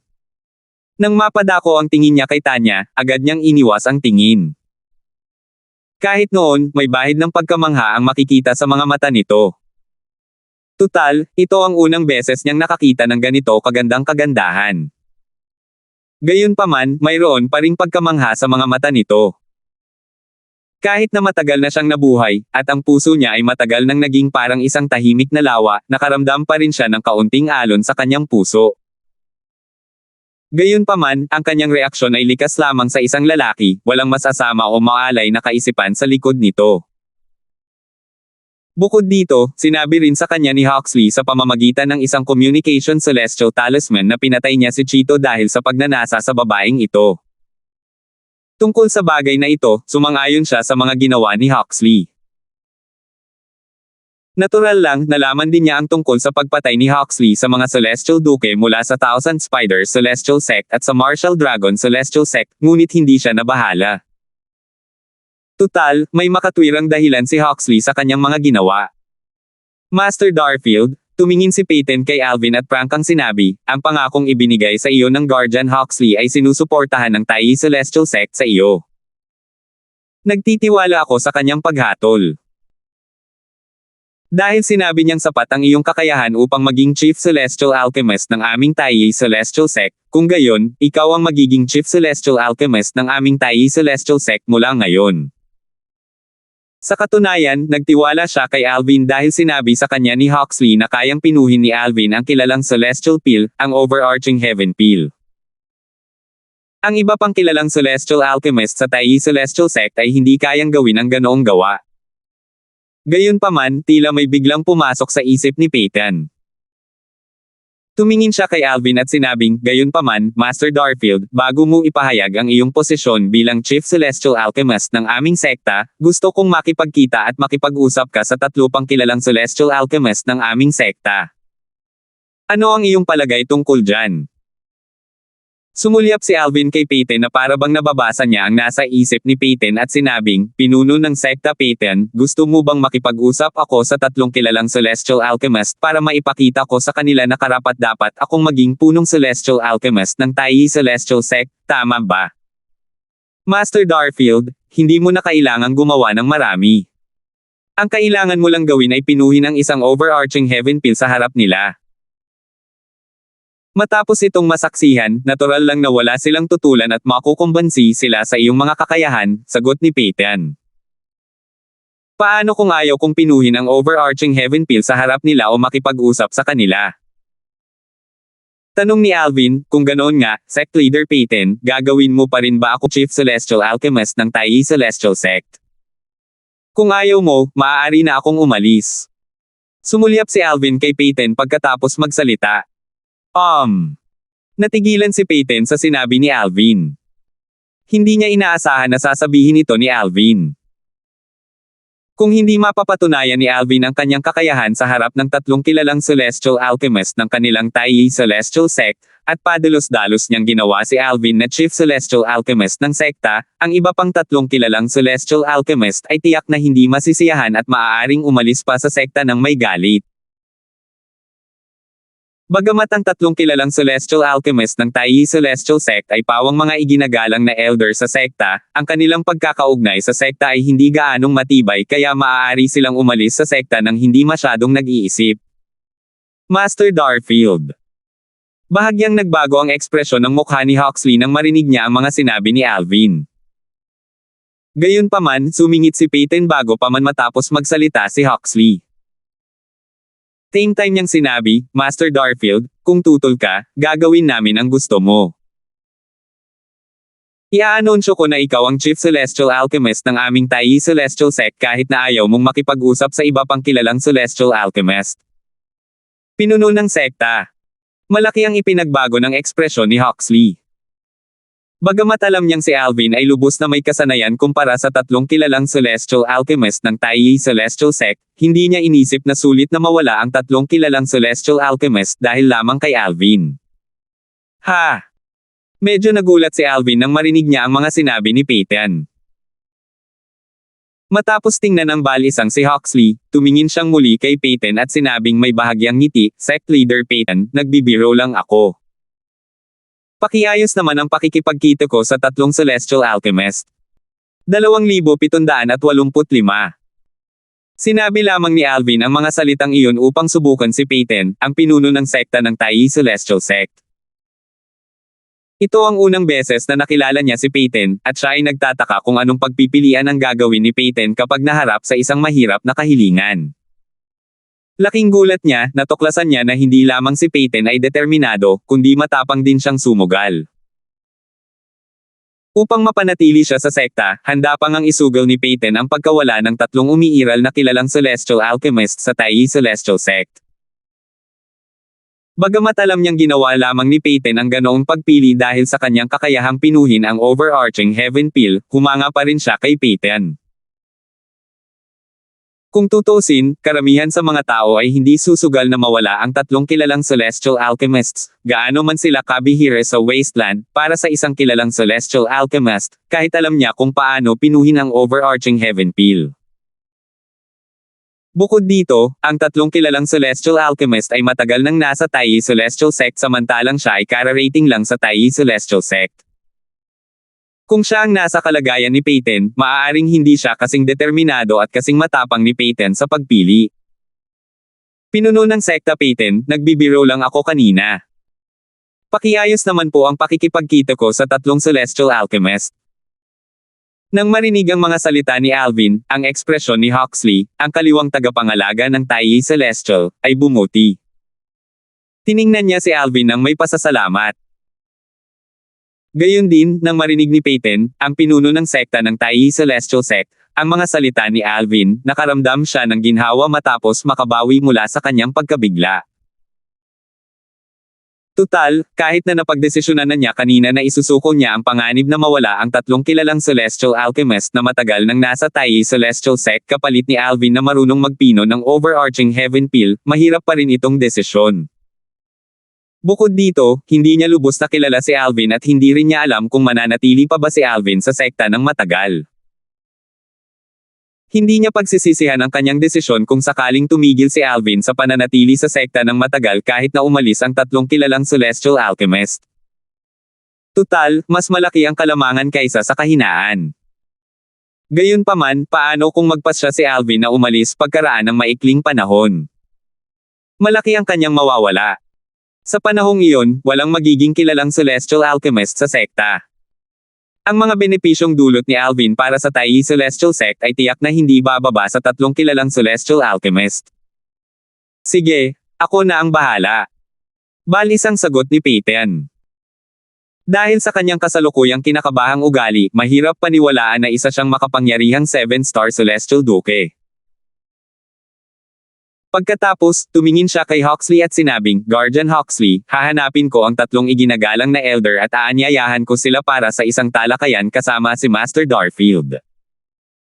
Pakiayos naman ang lugar para matuloy sina Master Darfield at Tanya. Tumingin si Peyton sa pangunahing isla kung saan matatagpo ang kanyang tirahan at idinagdag, maaari mo silang ayusin para manatili sa pangunahing isla.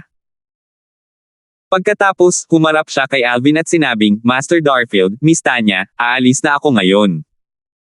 Magkikita tayong dalawa mamaya. Pagkatapos niyang magsalita, tila nawala siya sa ere sa isang kisap mata.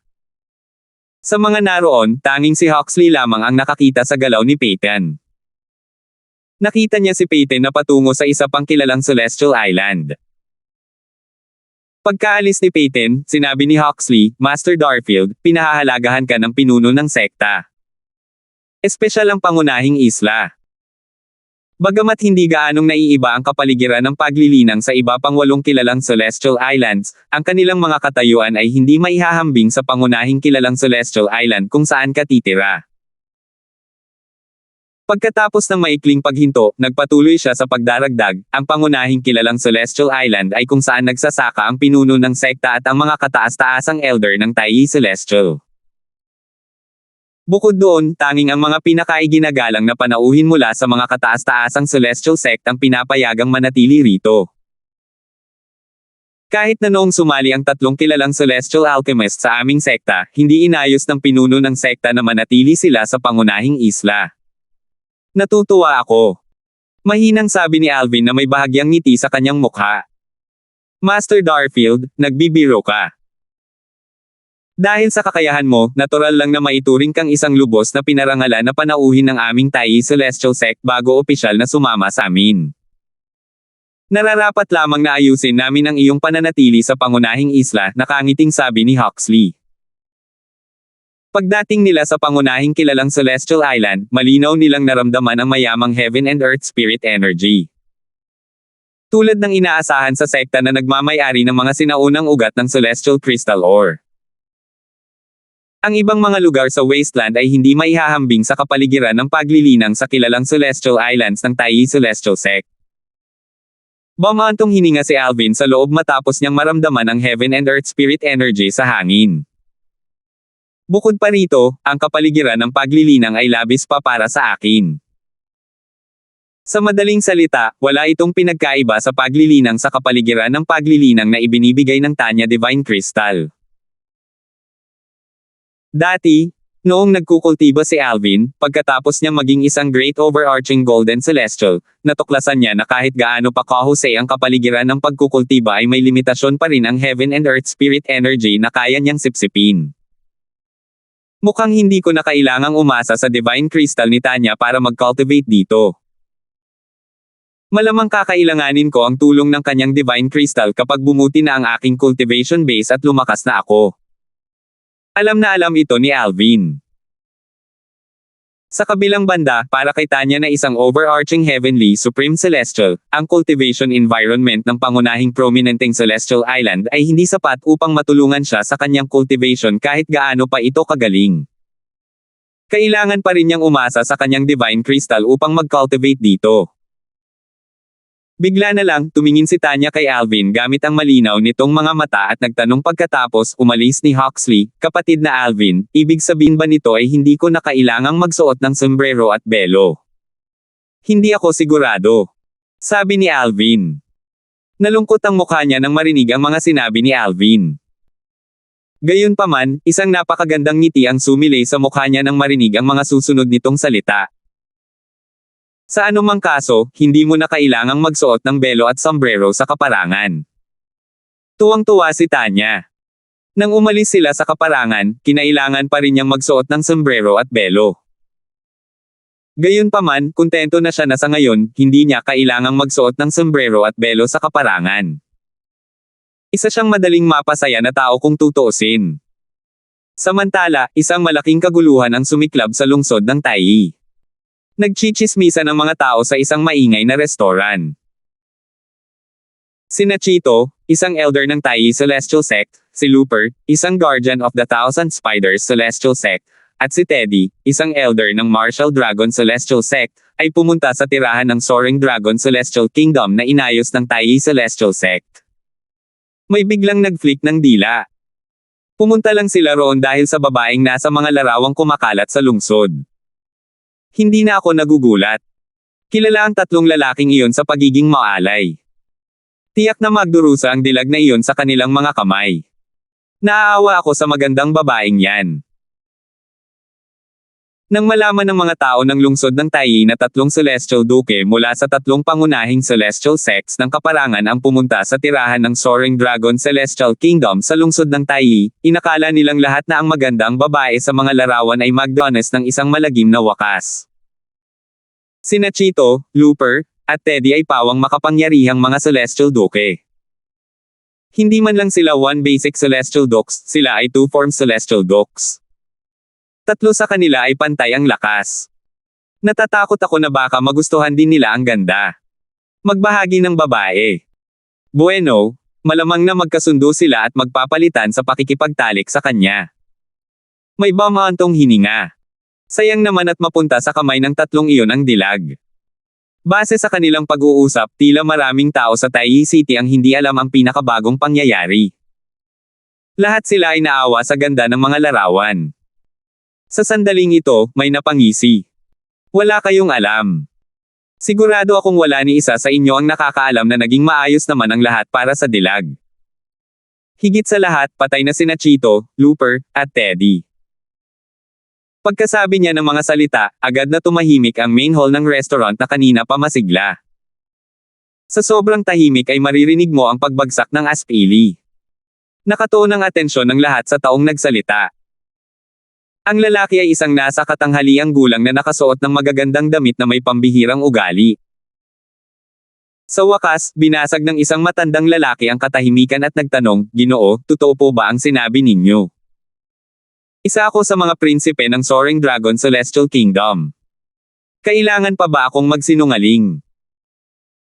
Personal kong nasaksihan ang pagkamatay ni Chito, Looper, at Teddy, buong pagmamalaking sabi ng lalaking nasa katanghaliang gulang. Mag-isang nakaupo ang lalaking nasa katanghaliang gulang sa isang mesa. Dalawang matandang lalaki ang nakatayo sa likuran niya. Tila sila ang kanyang mga personal na bantay. Batay dito at sa kanyang pambihirang ugali, iilang tao lamang ang nagduda sa kanyang mga salita.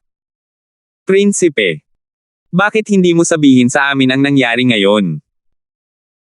Nagtatakang tanong ng isang binata habang nakatingin sa lalaking nasa katanghaliang gulang na nakasuot ng mag-agarang damit na nagsasabing isa siyang prinsipe ng Soaring Dragon Celestial Kingdom. Nang marinig ito, halos lahat ng tao sa restoran ay nagningning sa kuryosidad. Lahat sila ay gustong malaman kung paano namatay ang tatlong makapangyarihang Celestial Dogs. 2,786. Sa dami ng mga parokyano sa mga restoran, kakaunti lang ang naghinala na nagsisinungaling ang lalaking nasa katanghaliang gulang. Tutal, sino naman ang mga ngahas na magkalat ng mga maling tsismis tungkol sa tatlong malalakas na duke ng kalangitan mula sa tatlong pangunahing sekta ng kalangitan ng kaparangan? Kung hindi totoo ang mga sinabi ng lalaking nasa katanghaliang gulang, kapag narinig ito ng tatlong duke ng kalangitan, tiyak na mamamatay ang lalaking nasa katanghaliang gulang. Tila hindi nagsisinungaling ang lalaking nasa katanghaliang gulang, at nakakakumbinsi ang kanyang mga salita. Bukod dito, mayroon siyang pambihirang ugali. Sa palagay ng mga parokyano, walang dahilan para pagdudahan ang lalaking nasa katanghaliang gulang. Ang tatlong Celestial Duke mula sa tatlong pangunahing Celestial Sects ng Wasteland ay napatay sa harap ng mga tao ng Soaring Dragon Celestial Kingdom. Ito, hindi talaga kapani-paniwala. Gayunpaman, dahil nang ahas ang taong ito na sabihin ang ganoong bagay. Malamang na totoo ito. Iniisip ko kung sino ang pumatay sa mga Celestial Duke mula sa tatlong pangunahing Celestial Sects ng Wasteland. Ang tatlong iyon ay two-form Celestial Dogs. Imposible para sa isang karaniwang tao na patayin sila. Bagamat ang Soaring Dragon Celestial Kingdom ay isang mataas na ranggong Celestial Kingdom, sa pagkakaalam ko, ang pinakamalakas na tao sa kanilang kaharian ay isa lamang peak overarching Heavenly Supreme Celestial. Sa makatuwid, ang salarin ay hindi maaaring mula sa Soaring Dragon Celestial Kingdom. Bagamat nagchichismisan ang lahat sa restoran, hindi sila nang ahas na magsalita ng malakas. Sa halip, palihim silang nagbulungan. 32 anyo, Celestial Dogs. Ngumisi ang lalaking nasa katanghaliang gulang na nakasuot ng mag-agarang damit. Sisigat na sana siya sa binata na nagsalita kanina ngunit napangisi nang marinig ang tahimik na usapan sa paligid. Sabi niya, "Mali ka." Sa katunayan, sina Chito at Looper ay 2 anyo, Celestial Duke. Gayunpaman, si Teddy ay naging isang 3 talento, Celestial Duke. Bahagyang may bahid ng takot ang makikita sa mga mata ng lalaking nagsasabing siya ay prinsipe ng Soaring Dragon Celestial Kingdom habang patuloy niyang sinasabi, noong panahong iyon, nagsanib puwersa sina Chito at Looper upang labanan si Teddy. Sa isang galaw lamang, madaling napigilan ni Teddy ang dalawang iyon. Sinira niya ang harapan ng tirahan na inayos ng Tai Celestial Sect para sa amin. Ang dalawang matandang lalaking nakatayo sa likuran ng lalaking nasa katanghaliang gulang ay may takot din sa kanilang mga mukha. Tutal, nasaksihan din nila ang laban sa pagitan ng mga Celestial Duke kanina. Kung hindi sinasadyang kinontrol ng tatlong iyon ang kanilang enerhiya para maiwasan ang negatibong reaksyon na maapektuhan ang mga taong naroroon, malubhang na sugatan sana sila kahit hindi sila mamatay. 3 talento, Celestial Duke. Si Elder Teddy ng Martial Dragon Celestial Sect ay nagkaroon ng malaking tagumpay at naging isang 3-talent Celestial Duke. Matagal ko nang naririnig na si Elder Teddy ng Martial Dragon Celestial Sect ay isang hakbang na lang ang layo para maging 3-talent Celestial Duke. Hindi ko alam na matagumpay pala siyang nakalusot. Maraming tao ang muling nagkagulo nang malaman nila na si Teddy, isang Elder ng Martial Dragon Celestial Sect, ay naging isang 3-talent Celestial Duke. Nako, kahit na si Elder Teddy ay naging isang three-talent Celestial Duke, namatay pa rin siya kasama nina Elder Cheeto at Guardian Looper. Bulalas ng isang tao. Nang matapos magsalita ang lalaki, muling tumahimik ang lahat. Tama iyon. Isang three-talent Celestial Duke at dalawang two-form Celestial Duke ang napatay. Gaano kalakas ang salarin? Ang salarin ay dapat na isang four-phenomena Celestial Duke, hindi ba? Prinsipe, huwag mo kaming hayaang manghula. Sabihin mo sa amin kung sino ang pumatay kina Elder Teddy, Elder Cheeto, at Guardian Looper. Opo. Prinsipe, sabihin mo lang po sa amin. Prinsipe. Maraming tao ang mukhang sabik habang nakatitig sa lalaking nasa katanghaliang gulang na nagsasabing siya ay prinsipe ng Soaring Dragon Celestial Kingdom. Sa ilalim ng nag-aalab na tingin ng lahat, ang lalaking nasa katanghaliang gulang na nakabihis ng maayos at nag-aangking prinsipe ay nagsabi ng walang palihim, ang pumatay sa tatlong Celestial Duke ay si Huxley, ang kaliwang tagapangalaga ng Tai Celestial Sect. Ang mga salita ng lalaking nasa katanghaliang gulang ay nagdulot ng isa pang ingay sa restoran. Nagtinginan ng mga parokyano ng restoran at nakita ang gulat at hindi makapaniwala sa mga mata ng isa't isa. Ito. Paano nangyari yun? May kumakalat na chismis na ang kaliwang tagapangalaga ng Tai Celestial Sect ay kamakailan lamang naging isang 7-star Celestial Duke. Siya. Bakit niya pinatay sina Cheeto, Looper, at Teddy? Nahulog din ba ang loob niya sa dilag na iyon? Baka gusto ng tatlo na agawin ang dilag sa kanya kaya niya sila pinatay. Imposible. Nabalitaan ko na ang kaliwang tagapag-alaga ay walang interes sa mga babae. Bukod dito, kung talagang gusto niyang angkinan ang kagandahan, tiyak na susuko sa kanya ang tatlong Celestial Dukes. Tama ka. Kahit na ang tatlong iyon ay matataas na opisyal sa tatlong pangunahing Celestial Sects ng Wasteland, wala silang kapantay kay Guardian Huxley ng Tai Celestial Sect. Hindi pa kasama rito ang isa lamang sa kanila na isang three-talent Celestial Duke. Kahit na silang tatlo ay three-talent Celestial Dukes, hindi pa rin sila maglalakas loob na saktan si Guardian Tai. Sang-ayon ako. Muling lumingon ang mga parokyano upang tingnan ang lalaking may katamtamang edad na maayos ang pananamit, naghihintay na mabusog niya ang kanilang mga kuryosidad. Hindi nagpigil ang nasa katanghaliang gulang at sinimulang isalaysay ang mga pasikot-sikot sa pangyayari. Matapos makinig sa buong kwento, nagkaroon ng malabong pagkaunawa ang mga parokyano sa nangyari. Lumalabas na ang dilag ay may magandang relasyon sa isang kilalang Celestial Alchemist. Higit sa lahat, ang kilalang Celestial Alchemist ay may magandang relasyon kay Huxley, ang kaliwang tagapangalaga ng Tai Celestial Sect. Kung hindi basta-basta papatayin ni Guardian Huxley ang isang Celestial Duke mula sa sarili niyang sekta at dalawang Celestial Duke mula sa dalawa pang major Celestial Sects ng Wasteland. Natatakot akong hindi inaasahan ng tatlo na papatayin sila ni Guardian Huxley dahil sa isang babae. Ang pangalan ng kilalang Celestial Alchemist sa tabi ng magandang babae ay Alvin, tama ba? Hindi pa ako nakarinig ng ganoong tao sa Wasteland. Ako rin. Tama iyan. Sinabi rin ng lalaking nasa katanghaliang gulang na nakabihis ng maayos sa mga parokyano sa restoran na ang kilalang Celestial Alchemist na nasa tabi ng magandang babae ay bibigyan ng titulong Chief Celestial Alchemist pagkatapos sumali sa Tai Celestial Sect. Sa maikling panahon, ang mga balita sa restoran ay agad na kumalat na parang apoy sa buong Tai City, na nagdulot ng kaguluhan. Alam ng lahat na si Huxley, ang kaliwang tagapangalaga ng Tai Celestial Sect, ay pumatay kay Cheeto, isang elder ng Tai Celestial Sect, kay Looper, isang tagapangalaga ng Thousand Spiders Celestial Sect, at kay Teddy, at elder ng Martial Dragon Celestial Sect.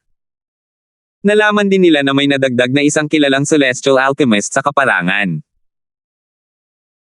Tila ang bagong kilalang Celestial Alchemist ay napakahusay kaya't maging si Huxley, na isang 7-star Celestial Duke, ay sabik na ang bagong kilalang Celestial Alchemist ay sumali sa Tai Celestial Sect at ipinangako sa kanya ang titulong Chief Celestial Alchemist. Chief Celestial Alchemist. Hindi ba't kailangan niya munang hingin ang opinyon ng tatlong kilalang Celestial Alchemist na Tai Celestial Sect? Oo. Kung ang kilalang Celestial Alchemist na iyon, si Alvin, ay hindi bihasa. Tiyak na hindi siya kikilalanin ng tatlong kilalang celestial alchemist. Tama. Kung ipipilit pa rin ng Taiyi Celestial Sect na gawing Chief Celestial Alchemist si Alvin nang walang pagsang-ayon ng tatlong prominent Celestial Alchemist, malamang naaalis ang prominent Celestial Alchemist sa Taiyi Celestial Sect. Parang may pupuntahan kaming interesanteng palabas na papanoorin. Sayang at hindi kami miyembro ng Taiyi Celestial Sect. Walang paraan para personal naming mapanood ang palabas. Karamihan sa mga tao sa Taiyi City ay hindi optimistiko tungkol sa pagkakataon ni Alvin na maging Chief Celestial Alchemist ng Taiyi Celestial Sect. Habang kumakalat ang lahat ng uri ng chismis sa Taiyi City, isang bagyo ang namumuo sa tirahan ng Cloudy Rock Celestial Kingdom, isang intermediate rank na Celestial Kingdom. Sina Chito, Looper, at Teddy ay namatay na. Paano nangyari yun? Ang binatabang nakasuot ng lila na katabi ng kagandahan ay isang ang kilalang Celestial Alchemist. Totoo bang kilala rin niya si Huxley, ang kaliwang tagapangalaga ng Taiyi Celestial Sect? Nang marinig ng Cloudy Rock Celestial Kingdom ang mga bulong-bulungan, ang ekspresyon ni Leonard, ang emperador ng Cloudy Rock Celestial Kingdom, ay napuno ng pag-aatubili. Kamahalan, wala na tayong magagawa sa dilag na iyon at sa kanyang kasama. Hindi tayo makakaganti sa babae at sa lalaking katabi niya. Bukod dito, kailangan nating humanap ng paraan para malutas ang mga nakatagong panganib ng bagay na ito. Tutal, madali nilang matutuklasan na tayo ang nagpakalat ng mga larawan sa buong Taiyi City, sabi ng isang matandang lalaki kay Leonard na may takot na ekspresyon. May ilan pang nakatayo sa tabi ng matanda na mukhang balisa at nag-aalala rin. Gayunpaman, tumayo si Leonard, nalilito. Bulong niya sa sarili sa kawalan ng pag-asa na parang hindi niya narinig ang mga salita ng matanda, roar, wala akong silbi. Napatay si Lear, ngunit, hindi ko siya maipaghiganti. Sa mga anak na lalaki ni Leonard, tanging ang ika-6 na prinsipe, si Shane, ang hindi nagdala ng apelyido niya. Sa halip, si Shane ang nagdala ng apelyido ng kanyang ina. Batay dito, makikita kung gaano kamahal ni Leonard ang ina ni Shane. Kung hindi, paano hahayaan ng isang marangal at mapagmataas na emperador ng isang kaharian sa langit na dalhin ng kanyang anak ang apelyido ng kanyang ina? Kamahalan. Kamahalan. Nang makitang natulala si Leonard sa kritikal na sandali, sabay-sabay na sumigaw ang mga nasasakupan, at lalong naging balisa. Bumalik sa dati ang katinoan ni Leonard. Tinitigan niya ng masama ang kanyang mga nasasakupan at sinabi sa naiinis na tono, bakit ba kayong lahat balisa? May saysay pa ba ang pagkabalisa? 2,787. Nang malaman ni Leonard na buhay pa ang babaeng pumatay sa kanyang ika-6 na anak at ang lalaking katabi niya ay isang kilalang Celestial Alchemist na malinaw na may magandang relasyon kay Huxley, ang kaliwang tagapangalaga ng Taiyi Celestial Sect, alam niyang tapos na ang lahat. Hindi pa kasama rito si Huxley na kaliwang tagapangalaga ng Taiyi Celestial Sect, ngunit si Huxley ay isa ring 7-star Celestial Duke, isang primera klaseng powerhouse sa Wasteland. Kahit na hindi pa nakakalusot si Huxley, bilang kaliwang tagapangalaga, naging madali para kay Huxley na harapin ang buong pamilyang imperial ng Cloudy Rock Celestial Kingdom. Sa huli, sinabi ni Leonard habang nakatingin sa kanyang mga nasasakupan, sisikapin kong lutisin ang bagay na ito ng mag-isa. Hindi ko idadamay ang iba pang miyembro ng pamilya ng imperyo o ikaw. Nalugmok siya sa kawalan ng pag-asa kanina dahil hindi niya maipaghiganti ang kanyang ika-6 na anak. Pansamantala niyang sinubukang tumakas mula sa realidad ng nalalapit na sakuna. Gayunpaman, nabawi niya ang kanyang katinoan nang makita niya kung gaano kabalisa ang kanyang mga nasasakupan. Kamahalan. Nang marinig ang mga salita ni Leonard, nagbago ang ekspresyon ng mga nasasakupan ni Leonard. Kamahalan, wala na ba tayong magagawa para maitama ang sitwasyon? Siguro pwede tayong humingi ng tawad sa babae at sa kilalang Celestial Alchemist na katabi niya. Opo, kamahalan. Gaya ng kasabihan, kung saan may buhay, may pag-asa. Kung tayo'y magsusumamo sa kanila, maaaring makatakas tayo sa kapahamakang ito. Kamahalan, hindi namin kayang wala ka rito sa Cloudy Rock Celestial Kingdom. Naniniwala ang mga nasasakupan ni Leonard na dapat silang humingi ng tawad at humingi ng tawad sa babae at sa kilalang Celestial Alchemist na katabi niya. Gayunpaman, umiling si Leonard nang marinig ang mga salita ng kanyang mga nasasakupan. Nadama niya na dapat nilang ilagay ang kanilang mga sarili sa sitwasyon ng babae at ng kilalang celestial alchemist. Gaano man sila kabait, hindi sila susuko sa ilalim ng ganitong mga pangyayari. Tutal, naipakalat na nila ang mga larawan ng babae sa Tayi City. Nakaramdam si Leonard ng hinanakit at pag-aatubili sa kanyang puso. Kung hindi dahil sa kilalang celestial alchemist, malamang ay namatay na ang babae. Umiling siya, alam niyang tapos na ang lahat para sa kanya. Isang pakiramdam ng kawalan ng magawa ang bumalot sa kanyang puso. Ang tanging gusto niya ngayon ay subukang panatilihing ligtas ang iba pang miyembro ng pamilyang imperial at ang kanyang mga nasasakupan. Sa sandaling ito, isang malakas at masiglang boses ang pumasok sa bulwagan, umalangaw-ngaw sa bawat sulok. Ikaw ang emperador ng Cloudy Rock Celestial Kingdom, Leonard. Malaki ang ipinagbago ng ekspresyon ni Leonard at ng kanyang mga tauhan. Swoosh! Swoosh! Dalawang bagzo ng hangin ang umihip sa bulwagan nang biglang lumitaw ang dalawang figure. Isa sa kanila ay isang matangkad at matipunong lalaking nasa katanghaliang gulang habang ang isa naman ay isang matandang lalaki na may katamtamang tangkad. Ang matangkad at matipunong lalaking nasa katanghaliang gulang ay mayroong partikular na kapansin-pansing nunal na may cinnabar sa pagitan ng kanyang mga kilay. Sa kabilang banda, ang matandang lalaking may katamtamang tangkad mukhang ordinaryo lamang. Hindi siya mapapansin sa gitna ng maraming tao. Nang makita ang dalawang bagong dating, dali-daling yumuko sina Leonard at ang iba pa sa takot. Pagkatapos ay nagtanong si Leonard sa mahinang boses, "Sino ka?" Sumagot ang matatandang may katamtamang pangangatawan sa paos na boses, "Ako ay isang Guardian Elder ng Martial Dragon Celestial Kingdom, Kelso Lantern." Pagkatapos, itinaas niya ang isa sa kanyang mga kamay, na nagpapakita ng isang token na natatangi sa mga Guardian Elder mula sa Martial Dragon Celestial Sect. Bilang emperador ng Cloudy Rock Celestial Kingdom, nakabilang sa Martial Dragon Celestial Sect, nakilala ni Leonard ang token sa kamay ng matanda sa isang sulyap. Walang duda na ang matanda ay isang elder mula sa Martial Dragon Celestial Sect kahit na ito ang unang beses na nakita niya ang token ng personal. Nakita na niya ito dati sa isang Memory Celestial Talisman na inisyu ng Martial Dragon Celestial Sect. Sa Martial Dragon Celestial Sect, tanging ang 3-talent Celestial Duke o pataas lamang ang kwalipikadong maging Guardian Elder. Ang mga Guardian Elder ang may pinakamataas na katayuan kumpara sa ibang mga Elder sa Martial Dragon Celestial Sect. Halimbawa, si Teddy na napatay ni Huxley ay isa lamang Inner Elder ng Martial Dragon Celestial Sect. Ang kanyang ranggo ay mas mababa kaysa sa isang Guardian Elder. Bagamat nakalusot si Teddy at naging isang 3-talent Celestial Duke, hindi siya sapat na malakas kumpara sa iba pang 3-talent Celestial Dukes para maging isang Guardian Elder. Tutal, kamakailan siya naging isang 3-talent Celestial Duke. Natural lang para sa mga tao ng Cloudy Rock Celestial Kingdom, hindi pa rin sila nang ahas na maging kawalang galang sa isang taong tulad ni Teddy, lalo na sa isang Guardian Elder mula sa Martial Dragon Celestial Sect na may mas mataas na katayuan. Ako ang emperador ng Cloudy Rock Celestial Kingdom, Leonard. Pagbati, Elder Lantern. Matapos batiin ni Leonard ang matanda, sumunod naman ang kanyang mga nasasakupan, at magalang na binati ang matanda.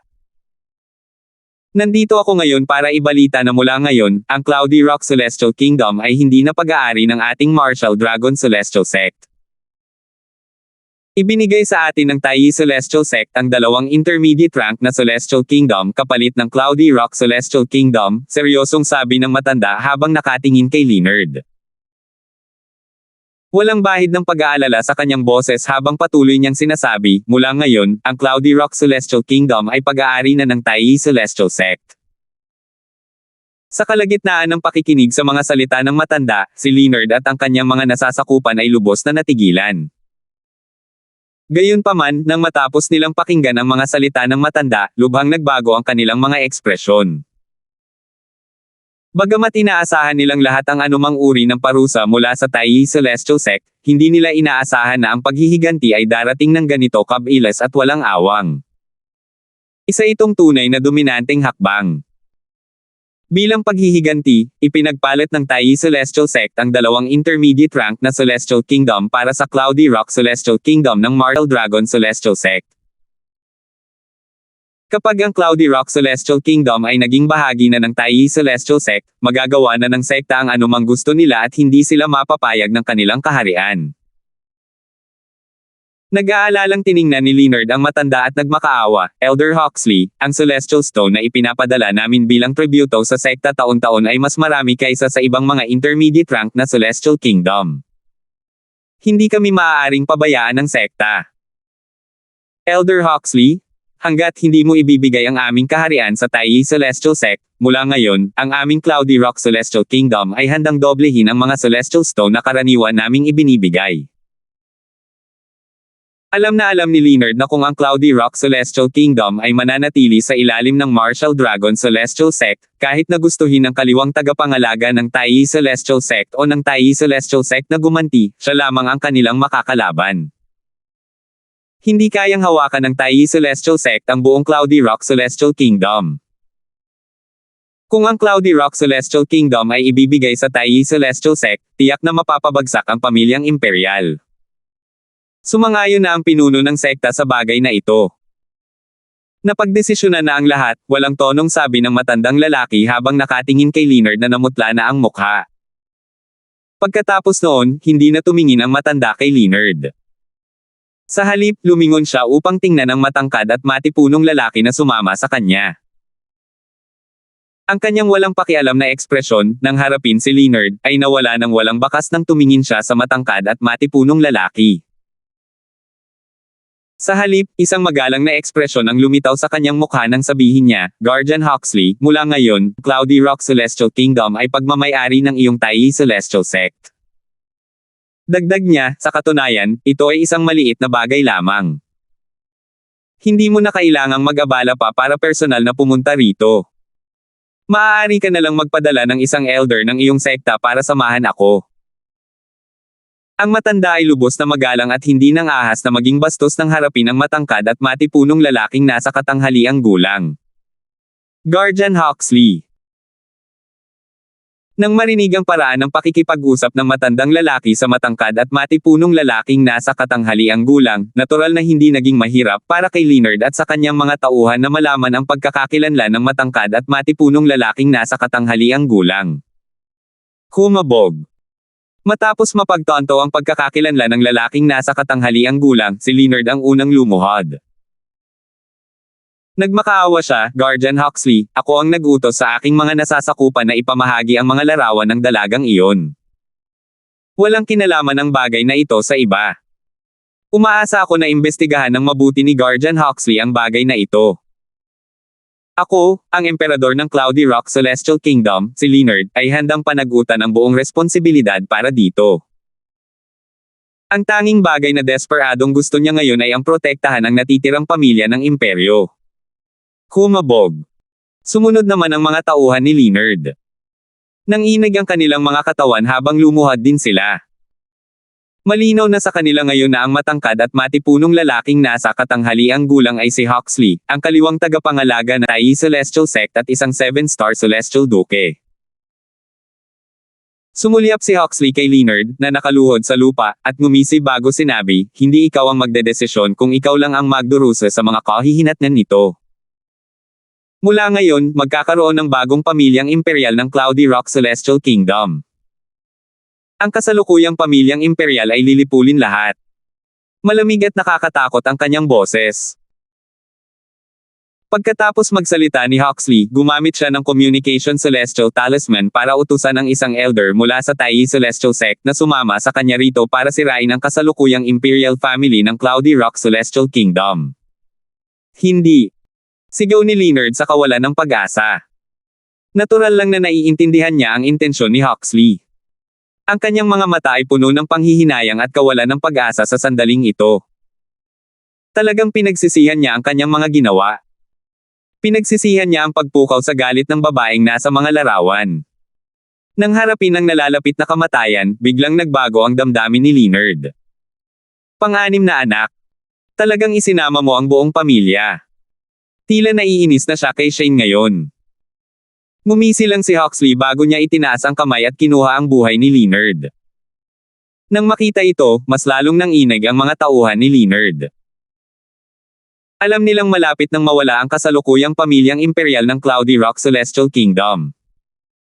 Kung tungkol naman sa kanilang kaligtasan, lahat ay nakasalalay sa taong nasa harap nila. Bibigyan kita ng pagkakataong mabuhay. Tulungan mo ng mabuti ang bagong pamilyang imperial ng Cloudy Rock Celestial Kingdom. Kung mayroon kang ibang intensyon, ay padadala kita diretso sa impyerno, mahinahong sabi ni Huxley habang sumusulyap sa mga taong nakaluhod sa lupa at mahinahong sinabi. Salamat, Guardian Huxley. Guardian Huxley, hinding-hindi namin pagtataksilan ang bagong pamilyang imperial. Nang matuklasan nilang pinayagan silang mabuhay, sila ay napuno ng kagalakan. Salamat po at sinamahan ninyo ako, ingat lagi mga master.